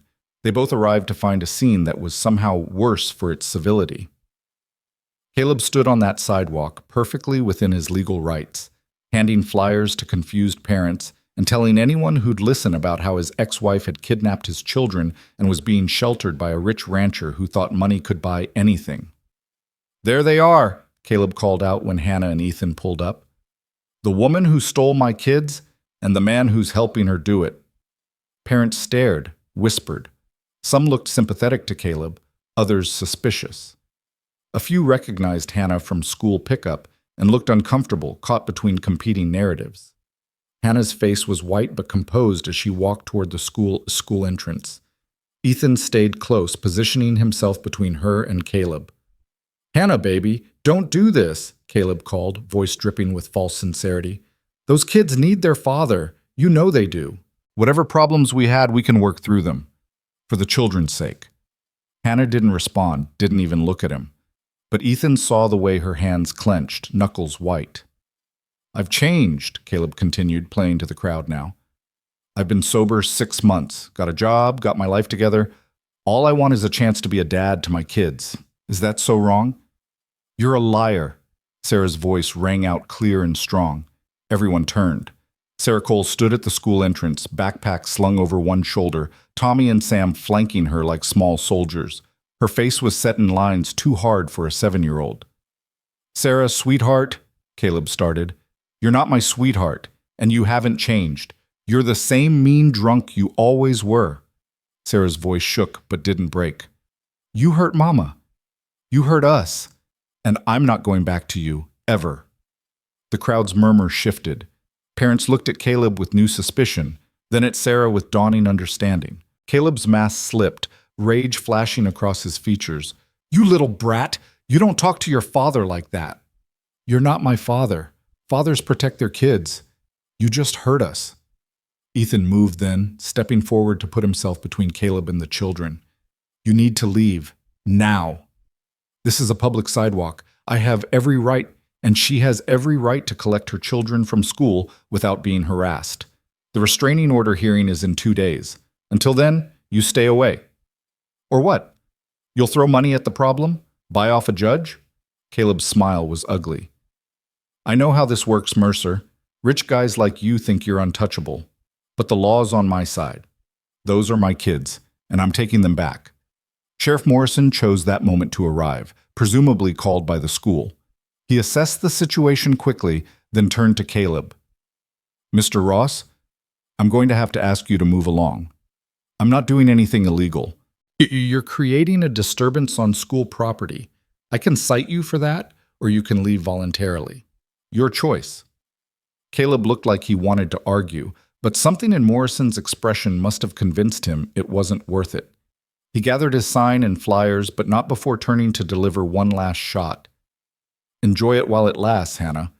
Because come Thursday, a judge is going to see through your lies, and then those kids are coming home with me."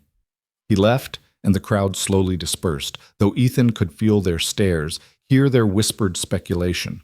The damage was done. Caleb had planted seeds of doubt in a community that barely knew Hannah, and those seeds would grow. That night, Sarah couldn't sleep. Ethan found her sitting on the porch steps long after bedtime, staring out at the dark fields. "Hey, kiddo, you okay?" She shrugged, small shoulders hunched. "Is he really going to take us away?" Ethan sat beside her, choosing his words carefully. "He's going to try, but we're going to do everything we can to stop him." "What if you can't? What if the judge makes us go back?" "Then we appeal. And if that doesn't work, we keep fighting. We don't give up." Sarah was quiet for a moment. "I meant what I said today. About him not being my father. A real dad wouldn't scare his kids." "You're right. He wouldn't." "Are you going to be our dad?" The question hit Ethan like a punch to the chest. "I don't know, Sarah. That's complicated." "Why? You live with us. You take care of us. You make Mama smile." She looked up at him with those two old eyes. "Seems pretty simple to me." "Your mom and I aren't married." "So get married. If only it were that easy. It's not about marriage, kiddo. It's about what your mom wants, what you kids need. I can't just decide to be your dad. That's something we'd all have to choose together." "I choose you," Sarah said quietly. "I don't know about Mama or the boys, but I choose you." Ethan pulled her into a hug and she melted against him, still so small despite her fierce bravery. That means more than you know. The custody hearing arrived cold and gray, the November sky promising snow. Jim met them at the courthouse steps, briefcase in hand and expression serious. Remember what we practiced. Answer the questions directly. Don't get defensive. Don't let his lawyer provoke you. He looked at Hannah. And most importantly, tell the truth. The judge will see through lies, but he'll also see through manipulation if we present it right. The courtroom was smaller than Ethan expected, wood-paneled and formal. Judge Catherine Martinez presided, a woman in her 50s with sharp eyes and no apparent patience for nonsense. Caleb sat at the opposite table with his lawyer, cleaned up and sober, playing the role of concerned father. It was sickening how convincing he looked. Hannah's testimony came first. Jim led her through the history, the marriage, the abuse, the moment she decided to leave. She spoke clearly, without drama, reciting facts like a grocery list. But her hands shook when she described the night Caleb had grabbed Sarah, and Ethan saw Judge Martinez make a note. Then came cross-examination, and Caleb's lawyer went for the throat. Mrs. Ross, you claim my client was abusive, yet you never filed a police report. Why is that? I was scared, and I didn't think they'd believe me. Or perhaps there was nothing to report. Perhaps you're fabricating these allegations to justify your decision to leave. No, it happened. You say you were concerned for your children's safety, yet you took them to live in a condemned cabin with no running water or heat. Does that sound like the decision of a concerned mother? Hannah's jaw clenched. I did the best I could with what I had. And now you're living with Mr. Mercer, a man you barely knew 2 months ago. How did that arrangement come about? He offered me work I accepted. Work that conveniently includes room and board for you and 4 children? That's quite generous. What exactly are you doing to earn such generosity? Jim was on his feet. Objection. The question is inappropriate and irrelevant. I'll rephrase, Caleb's lawyer said smoothly. Mrs. Ross, is it not true that you're in a romantic relationship with Mr. Mercer? Hannah's face flushed. That's none of your business. It's very much our business when you're asking this court to keep a father from his children while living in what amounts to an unmarried partnership. What kind of moral example does that set? Objection! Jim's voice was sharp. Counsel is testifying instead of questioning. Judge Martinez held up a hand. Sustained. Mr. Brennan, ask your questions without the editorial comments. And Mrs. Ross, please answer yes or no. Are you in a romantic relationship with Ethan Mercer? Hannah looked at Ethan across the courtroom, and in that moment, he saw her making a choice. Tell the truth and give Caleb ammunition, or lie and compromise her credibility. She chose truth. Yes, we're involved. The murmur that went through the courtroom was immediate. Caleb's lawyer smiled like he'd won the lottery. So you left your husband, took his children, and immediately began a relationship with another man. And you expect this court to believe your motivation was protecting your children, not pursuing your own interests? I left because Caleb was hurting us. What happened after that is separate. Is it? Or did you see an opportunity, a rich rancher who could provide the life you wanted, and seize it using your children as leverage? That's not what happened. Then explain to the court how, within weeks of starting employment with Mr. Mercer, you and your children had moved into his home. Explain how that's not opportunistic. Hannah's eyes filled with tears, but her voice stayed steady. He offered us safety when we had none. He gave my children food when they were hungry. He treated us with kindness when all we'd known was cruelty. I didn't seduce him or manipulate him. I accepted help from someone who actually cared whether we lived or died. The raw honesty of it seemed to catch even Caleb's lawyer off guard. He recovered quickly, but the momentum had shifted slightly. Ethan's testimony came next. He explained the employment arrangement, the way Hannah had worked, the condition he'd found the Peterson cabin in when he'd followed her. He described Caleb's threatening phone call, the scene at the school. Mr. Mercer, Caleb's lawyer said during cross-examination, you're a wealthy man. You could hire any number of housekeepers or staff. Why did you specifically help Mrs. Ross? Because she needed help, and I had the means to provide it. That's very noble. But isn't it true that you were attracted to her from the beginning? I respected her work ethic, her dedication to her children. That's not what I asked. Were you attracted to her? Ethan glanced at the judge, then decided honesty was his only option. Eventually, yes, but that's not why I helped her. Are you sure about that? Because from where I'm sitting, it looks like you saw a vulnerable woman with 4 children and decided she'd make a nice addition to your ranch. A ready-made family for a lonely millionaire. That's offensive and wrong. Is it? You've known my client's wife for 2 months, and already you're playing house, inserting yourself into these children's lives, encouraging them to call you. What was it that Sarah said at school? A real dad. You don't see anything wrong with that? I see a woman who is being abused and children who are suffering. I see a man who abandoned his family and now wants them back only to maintain control. And I see my role as making sure Hannah and those kids have the support they need to be safe. How noble. Tell me, Mr. Mercer, if the court awards custody to my client, will you accept that decision? Or will you continue this campaign to separate a father from his children? The question was a trap, and Ethan knew it, but he answered anyway. I'll accept whatever the court decides is in the best interests of those children. But I'll also do everything in my power to make sure the court has all the facts before making that decision. The proceeding continued for 3 more hours. Witnesses testified. Miguel about Caleb's threatening behavior at the ranch, Martha about Hannah's work ethic and character, the school principal about Sarah's incident. Caleb took the stand and played his part perfectly, the reformed sinner desperate for a second chance. I've made mistakes, he said, voice thick with practiced emotion. I drank too much, let my temper get the better of me, but I've been sober 6 months now. I've got a job lined up in Montana. I found a house big enough for all of us. All I want is a chance to be the father my kids deserve. Mr. Ross, Jim said during cross-examination, you say you've been sober 6 months, but weren't you visibly intoxicated when you showed up at Mr. Mercer's ranch 3 weeks ago? Caleb's mask slipped for just a second. I'd had a couple drinks. I was upset. A couple drinks? Or were you drunk and threatening violence with a tire iron? I was emotional. My kids had been taken from me. They weren't taken. Their mother left to protect them. From you. Jim pulled out a document. Mr. Ross, is it true you have a bench warrant out for your arrest in Montana for failure to pay child support? That's a misunderstanding. A misunderstanding that's led to a warrant? How much do you owe, Mr. Ross? Caleb shifted in his seat. I don't know the exact amount. According to these records, you owe $17,000 in back child support. You haven't made a single payment in over a year. Does that sound like a father who cares about supporting his children? I was between jobs. You couldn't pay $17 a week, the minimum amount ordered by the court?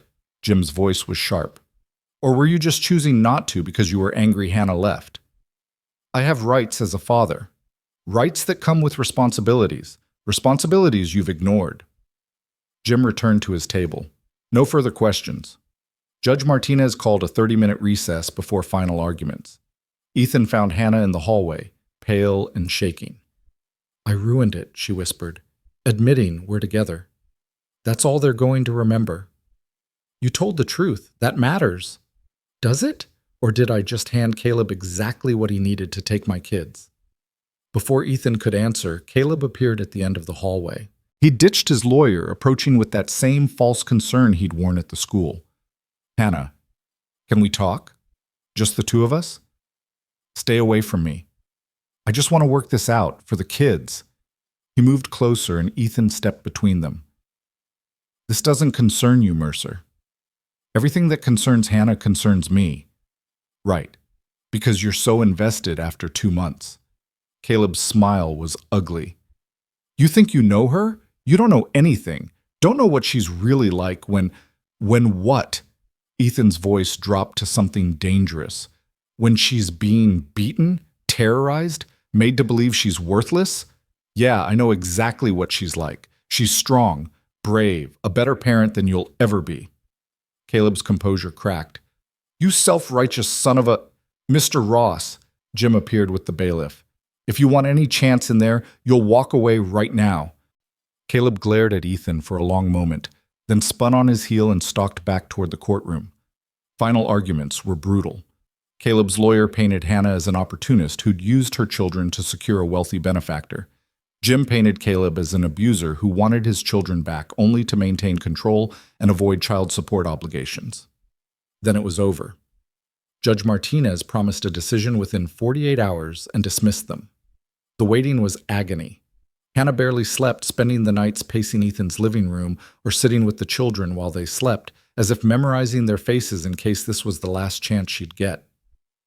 The call came on a gray Thursday afternoon. Jim's voice was carefully neutral. Judge Martinez has her decision. We need to be at the courthouse in an hour. They gathered in that same courtroom, Ethan holding Hannah's hand as Judge Martinez took the bench. The older woman looked at both parties with an expression that revealed nothing. I've reviewed all the testimony and evidence in this case. I've considered the best interests of the children involved, and I've reached a decision. Hannah's hand tightened in Ethan's, her breathing shallow. Mr. Ross, you claim to want what's best for your children, but your actions suggest otherwise. You failed to provide financial support. You have a documented history of violence and substance abuse. And most tellingly, you've made no effort to contact your children in over a year until Mrs. Ross filed for divorce. Caleb stood frozen, his lawyer's hand on his arm. Mrs. Ross, while I have concerns about the speed with which you've entered a new relationship, I cannot ignore the evidence that you've consistently prioritized your children's welfare. You've established them in school, obtained medical care, provided stability in the face of significant adversity. Judge Martinez looked directly at Hannah. I'm granting you sole legal and physical custody of Sarah, Thomas, Samuel, and Lily Ross. Mr. Ross will be granted supervised visitation 1 weekend per month, contingent on completion of anger management courses, substance abuse treatment, and payment of child support arrears. The words took a moment to register. Then Hannah gasped, a sound somewhere between a sob and a laugh. Ethan pulled her against him as she shook with relief. Across the courtroom, Caleb exploded. This is bullshit. You can't. Those are my kids. You can't just give them to her because she's sleeping with some rich asshole. Mr. Ross, Judge Martinez's voice cracked like a whip.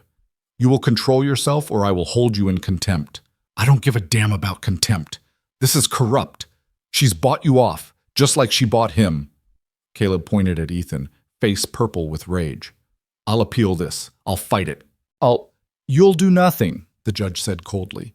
Because if you continue this behavior, I'll revoke visitation entirely and issue a permanent restraining order. Do you understand me? Caleb looked like he wanted to flip the table, but his lawyer was whispering urgently in his ear. Finally, he turned and stormed out, slamming the courtroom door hard enough to rattle the frame. Judge Martinez turned back to Hannah. Mrs. Ross, I'm also granting your request for a protection order. Mr. Ross is to maintain a distance of 500 feet from you and the children except during supervised visitation. Violations will result in immediate arrest. Thank you, Hannah whispered. Thank you so much. Outside the courthouse, Hannah finally let herself break. She cried in Ethan's arms while Jim packed up his briefcase and promised to file all the necessary paperwork. It's over, she kept saying. It's really over. Not quite, Jim warned. He can still appeal, and he probably will. Let him, Ethan said. We'll beat him again, as many times as it takes. They drove home through the gathering dusk, Hannah finally breathing freely for the first time in what felt like years. But that freedom was short-lived. They were a mile from the ranch when they saw the smoke, black and thick, rising from somewhere near the main house. Ethan's foot slammed on the accelerator, truck flying down the ranch road. As they got closer, the truth became horrifyingly clear. The old Peterson cabin was burning, and spray-painted across Ethan's barn in jagged red letters was a message. This isn't over. Ethan's hands locked on the steering wheel as flames licked at what remained of the Peterson cabin, consuming the last physical evidence of Hannah's struggle for survival. The fire department was already there, 3 trucks with hoses trained on the blaze, but everyone could see it was too late to save anything. The structure had been barely standing to begin with. Now it was being reduced to ash and memory. He did this, Hannah said, voice hollow. He burned it down. We don't know that for sure, Ethan said, but the words rang false even to his own ears. The timing was too perfect, the message on the barn too clear. Miguel ran up to the truck before they'd fully stopped. "Boss, everyone's okay. No one was hurt. But whoever did this knew exactly when we'd all be at the courthouse. They came in through the back road, torched the cabin, tagged the barn, and disappeared." "Security cameras?" "Cut the power to that section first. We've got nothing." Ethan looked at Hannah, saw her face crumbling as she stared at the burning cabin. Everything she'd owned beyond what she'd brought to his house was in there. Not much, but it had been hers. The last remnant of her independence going up in smoke. "Take Hannah and the kids inside," Ethan told Miguel. "Lock the doors. I need to talk to the fire chief." "Ethan," Hannah started, "please, just go inside. I'll handle this." She went, gathering the children who'd been strapped in the back seat, shielding their eyes from the flames as Miguel escorted them toward the house. Ethan watched until they were safely through the door, then turned to survey the damage. Fire Chief Douglas was a man Ethan had known for 20 years, someone who didn't mince words or waste time on pleasantries. He met Ethan halfway between the trucks and the burning cabin, his expression grim. "This was arson, Ethan. Accelerant poured around the perimeter, multiple ignition points. Professional enough to ensure maximum damage, amateur enough to leave evidence."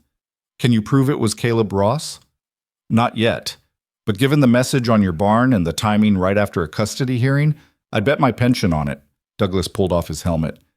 "Problem is, proving he did it and catching him doing it are two different things. If he's smart, he's already 3 states away. And if he's not smart, then he'll come back to finish what he started. Men like that don't walk away from losing, especially when they feel humiliated." Douglas put a hand on Ethan's shoulder. "Watch your back. Watch Hannah and those kids. This kind of rage doesn't just burn out." Sheriff Morrison arrived 20 minutes later, taking statements and photographs. He examined the spray-painted message on the barn, the tire tracks on the back road, the burn pattern around the cabin's foundation. "I'm issuing a warrant for Caleb Ross," Morrison said. "Arson, criminal mischief, violation of the protection order. That's enough to hold him when we find him." "When you find him, or if?" Ethan couldn't keep the bitterness from his voice. "I've got every department in 3 states looking for his truck. He can't hide forever." Morrison closed his notebook. "In the meantime, I'm stationing a deputy here. 24-hour protection until we bring him in." It should have been reassuring. Instead, it felt like admitting they were under siege. Inside the house, Hannah had gathered the children in the living room. Sarah held Lily on her lap, while Tommy and Sam pressed against their mother's sides. None of them were crying. They'd gone quiet instead, the kind of quiet that came from shock and fear too big for tears. "Is our old house gone?" Sam asked in a small voice. Hannah stroked his hair. "Yes, baby, it's gone." "Did we do something wrong?" "No, no, sweetheart. This isn't your fault. None of this is your fault." Sarah looked up at Ethan with those knowing eyes. "It was him, wasn't it? Our father." Ethan crouched down to her level, meeting her gaze directly. "We think so, but the sheriff's looking for him. He won't get away with this." "He always gets away with things." Sarah's voice was flat, matter of fact. "That's what he does. He hurts people and then disappears before anyone can stop him." "Not this time," Ethan promised. "This time we've got evidence, witnesses, the law on our side. This time he's going to face consequences." But Sarah just looked at him with an expression far too old for 7, and Ethan realized she'd heard promises before. She'd learned not to believe them. That night, no one slept well. Ethan heard footsteps in the hallway around 2 in the morning and found Hannah in his kitchen, staring out the window into the darkness. "I keep thinking about what he said," she whispered when Ethan joined her, "that this isn't over. He meant it." "I know. He's not going to stop. The custody order, the restraining order, none of it matters to him. He'll keep coming until he gets what he wants, or until someone stops him permanently." Ethan poured them both coffee, though neither of them drank it. "What do you want to do?" "I don't know. Run, hide, spend the rest of my life looking over my shoulder?" She laughed, a broken sound. "I'm so tired of being scared, Ethan. So tired of letting him control my life, even from a distance." "Then we don't run. We stay. We fight. And if fighting isn't enough, then we fight harder." Hannah turned to face him fully, and in the dim kitchen light she looked both fragile and fierce. "Why are you doing this? Really? You could walk away right now. Tell me and the kids to leave. that you can't handle the danger we've brought to your home. No one would blame you. I would blame me. That's not an answer. Ethan took a breath, knowing he was about to cross a line they'd been dancing around for weeks. Because somewhere between watching you work yourself to the bone and seeing you with those kids, I fell in love with you, with all of you, and I don't walk away from people I love. Hannah's breath caught. Ethan, I'm not asking for anything, not asking you to feel the same way or to make any promises. I just need you to know that this isn't charity or obligation. This is me choosing to stand beside you because I can't imagine doing anything else. She stared at him for a long moment, tears tracking down her cheeks. Then she closed the distance between them and kissed him, not tentative like before, but fierce and certain. I love you too, she whispered against his mouth. I've been trying not to because it seemed impossible, but I do. I love you. They stood there in the quiet kitchen holding each other while the deputy's patrol car circled the property and the ashes of Hannah's old life cooled in the darkness. Caleb's truck was found 3 days later, abandoned at a rest stop in Wyoming. He'd stripped it of plates and anything identifying, but forensics found accelerant residue in the bed and Hannah's address written on a scrap of paper in the glove box. He's on foot now, Morrison reported, or he's stolen another vehicle. Either way, he's desperate and dangerous. You think he'll come back here? I think it's the only place he has left to go. He's lost the custody battle, lost his truck, probably running out of money. Men like that, when they're cornered, they do desperate things. Ethan increased security again.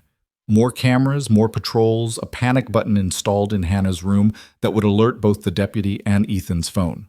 He taught Hannah how to use the shotgun again, made sure she kept it loaded and accessible. The kids picked up on the tension. They stopped playing as loudly, started checking the windows more often, asking if the doors were locked. Sarah appointed herself the guardian of her siblings, keeping them close and watching everything with hawk-like intensity. It broke Ethan's heart to see children living in fear in what should have been a safe place. He bought them walkie-talkies, told them it was a game, but made sure they knew to use them if they saw anything strange. He installed nightlights in every hallway, left lights on that normally would have been dark. He turned his home into a fortress, and he hated Caleb Ross for making it necessary. A week passed, then 2. The fire chief closed his investigation, ruling the cabin fire as arson, but unable to definitively prove Caleb was responsible without a confession or witness. The insurance company paid out, though there was nothing to insure beyond the land. Life tried to return to normal. The kids went to school under watchful eyes.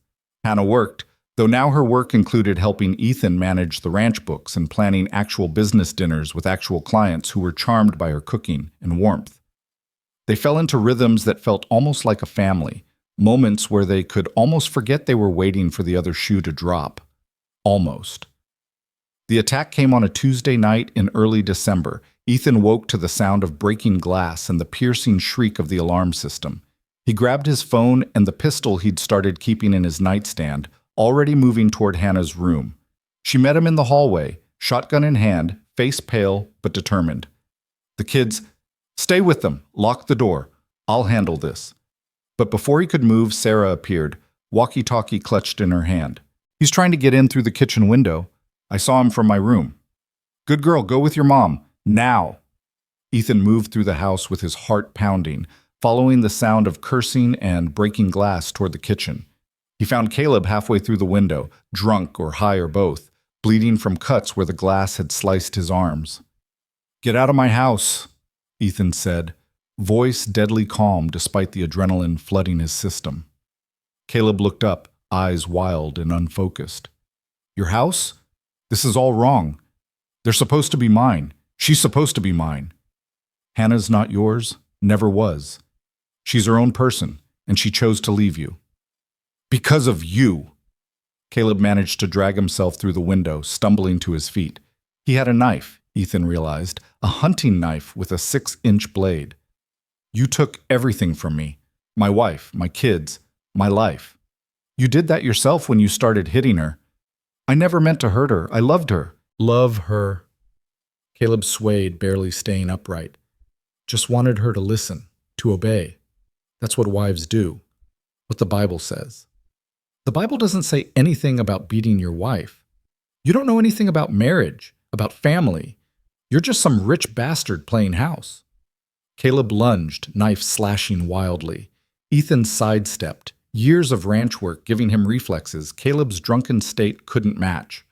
But the knife caught his arm, a burning line of pain that he ignored in favor of grabbing Caleb's wrist. They struggled, crashing into the kitchen table.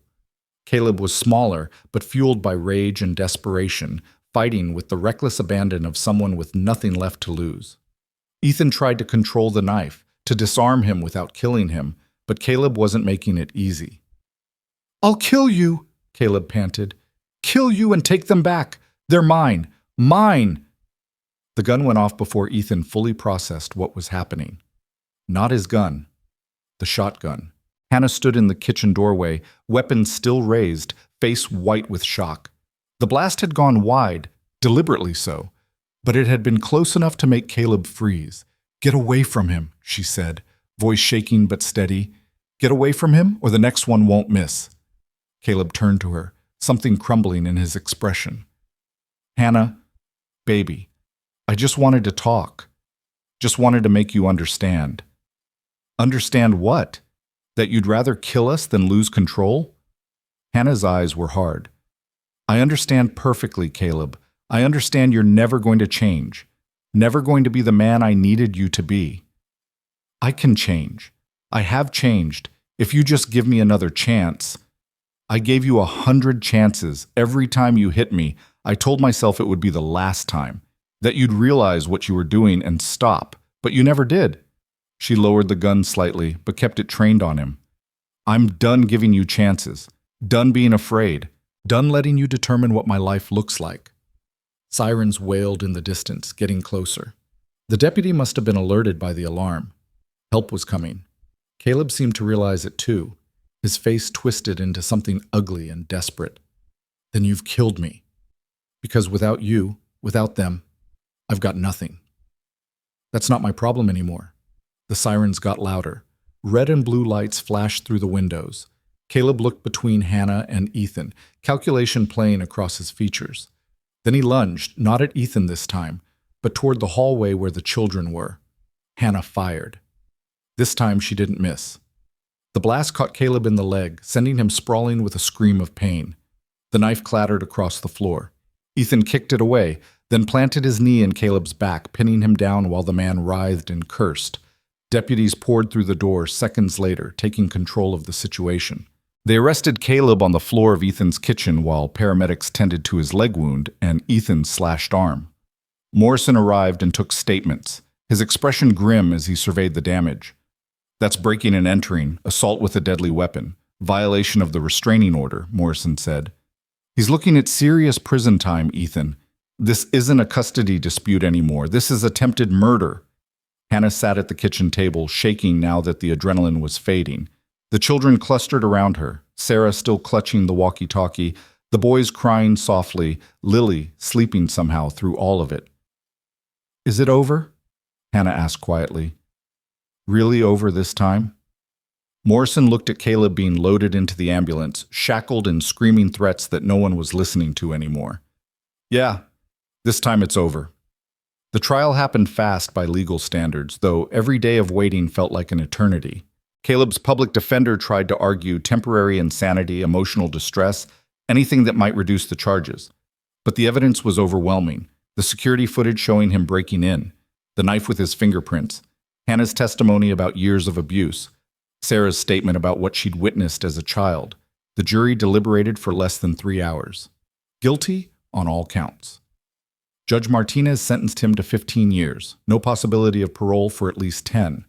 His parental rights were terminated permanently. He'd file appeals from prison, they all knew that, but he'd lost. Completely and utterly lost. Hannah cried when they read the verdict, but this time they were tears of relief. Winter settled over the ranch like a blanket, snow covering the burned remnants of the Peterson cabin and turning everything clean and white. Christmas approached, and for the first time in years, Hannah let herself think about celebrating. Ethan went overboard, of course. A tree that touched the ceiling in his living room. Lights strung across every surface. Presents that multiplied under the tree daily until Hannah had to tell him to stop because the kids were getting spoiled. "Let me spoil them," he'd argued. They deserved to be spoiled. She couldn't really disagree. On Christmas morning, the house exploded in wrapping paper and squeals of delight. Sarah got books, so many books her eyes went wide with joy. Tommy got art supplies and sports equipment. Sam got a keyboard to continue the piano lessons he'd started. Lily got toys that she immediately tried to eat. Hannah opened her gifts with shaking hands, overwhelmed by the thoughtfulness of each one. Warm clothes that actually fit. Books she'd mentioned wanting. A new driver's license in her name, showing Ethan's ranch as her permanent address. And then Ethan handed her a small box, wrapped simply, that made her heart stop. "Before you panic," he said quietly, while the kids were distracted with their toys, "this isn't what you think it is. Open it." Inside was a key, old brass, worn smooth with age. "It's the key to the main house," Ethan explained. "Your house now, if you want it. Not as my employee or my girlfriend or anything with conditions, just as someone who belongs here. You and the kids, for as long as you want to stay." Hannah stared at the key, at this man who'd somehow become her whole world, and felt something in her chest unlock. "And what if I want to stay forever? Then I guess I'll have to get used to having a full house. What if I want more than just a full house?" She reached up, cupping his face. "What if I want a partnership? A real one?" Ethan's smile was slow and certain. "Then I guess I'd better make an honest woman of you, hadn't I?" Sarah looked up from her books. "Are you going to get married?" "Would that be okay with you?" Hannah asked. Sarah pretended to consider it seriously. "I suppose, as long as Ethan keeps making pancakes on Saturdays." "That's my only value? Pancakes? And you do homework help," Tommy added. "And you let us play with the barn cats," Sam chimed in. "And you make Mama smile," Sarah finished, her own smile bright and genuine. "That's the most important part." Ethan looked at Hannah, saw his whole future reflected in her eyes, and pulled her close. "Then I guess I'd better keep doing all those things." They got married in the spring, a small ceremony in Ethan's living room with Judge Martinez officiating and the kids as witnesses. Hannah wore a simple white dress that she'd picked out herself, no one telling her what was appropriate or modest enough. Ethan wore his best suit and couldn't stop grinning like an idiot. Sarah was the maid of honor, taking her duties seriously as she held the rings. Tommy and Sam were ring bearers who mostly just wrestled with each other until it was time for their part. Lily toddled between them, spreading flower petals and chaos in equal measure. When Judge Martinez pronounced them husband and wife, the kids cheered louder than anyone. Life on the ranch settled into a new normal, one built on choice and respect, and a love that had been forged in fire and fear and emerged stronger. Hannah took over the ranch's business operations, revealing a talent for organization and management that Ethan had always suspected. She hired help, built systems, turned his moderately successful operation into something truly profitable. The kids thrived. Sarah lost some of that haunted watchfulness, though she never quite stopped being protective of her siblings. Tommy discovered a love for ranching, following Miguel around and learning everything about cattle and horses. Sam composed songs on his keyboard that sometimes made Hannah cry. Lily grew into a force of nature, fearless and loud, and so loved it radiated from her like sunshine. Ethan adopted all four of them formally, legal papers that made official what had already been true in their hearts. They changed their last names to Mercer, shedding the Ross identity like a skin that no longer fit. On the anniversary of the fire, Ethan and Hannah stood where the Peterson cabin had been. The land had been cleared, grass growing over the scars. He'd offered to build something new there, but Hannah had shaken her head. "Let it be empty," she'd said, "a reminder of what we survived, what we left behind." But she'd planted wildflowers around the perimeter, native species that would bloom every spring, life reclaiming what destruction had tried to take. "Do you ever regret it?" Ethan asked as they stood in the field of flowers. "Leaving your old life? Fighting so hard for this one?" Hannah looked back at the house where their children were doing homework and arguing over whose turn it was to feed the cats, where laughter spilled from open windows and the smell of dinner cooking promised another normal evening in a life that had once seemed impossible. "Not for a single second," she said, taking his hand. "This is what I was fighting for all along. I just didn't know it until I found you." "You didn't find me. I found you." "No." Hannah smiled, the kind of smile that lit her whole face and made Ethan's heart skip. We found each other, and then we chose each other, every single day. And that, Ethan thought as he pulled her close and watched the sun set over land that had become their shared kingdom, was the real story. Not about rescue or saving, but about two people who'd been broken by life finding a way to build something whole together. About a woman who'd started as a hired hand and became the heart of a home. About 4 kids who'd learned that family wasn't just about blood, but about the people who showed up and stayed. About a millionaire rancher who'd discovered that the greatest wealth wasn't in his bank account, but in the morning chaos of breakfast, the evening ritual of bedtime stories, and the quiet moments with a woman who'd chosen to trust him with her heart. Years later, when people asked how they'd gotten together, Ethan would smile and say he'd hired her to clean his cabin. Hannah would add that he'd followed her home and found 4 kids. Then they'd look at each other with the kind of understanding that only comes from walking through fire together, and one of the kids would roll their eyes and tell the real story. The one about a mother who'd fought for her children with everything she had, about a man who'd learned that sometimes the best investment was in people, not property. About a family that had been forged not in perfection, but in choosing each other despite the imperfections. About love that was earned, not given. Built, not found. Chosen, every single day. And they all lived not happily ever after because life was never that simple. But they lived fully, messily, beautifully together. They lived with purpose and passion and the kind of fierce loyalty that comes from knowing exactly what you could lose and choosing to protect it anyway. They lived free from the shadows of the past, present in each moment, building a future that belonged to all of them. And in the end, that was worth more than all the money in the world.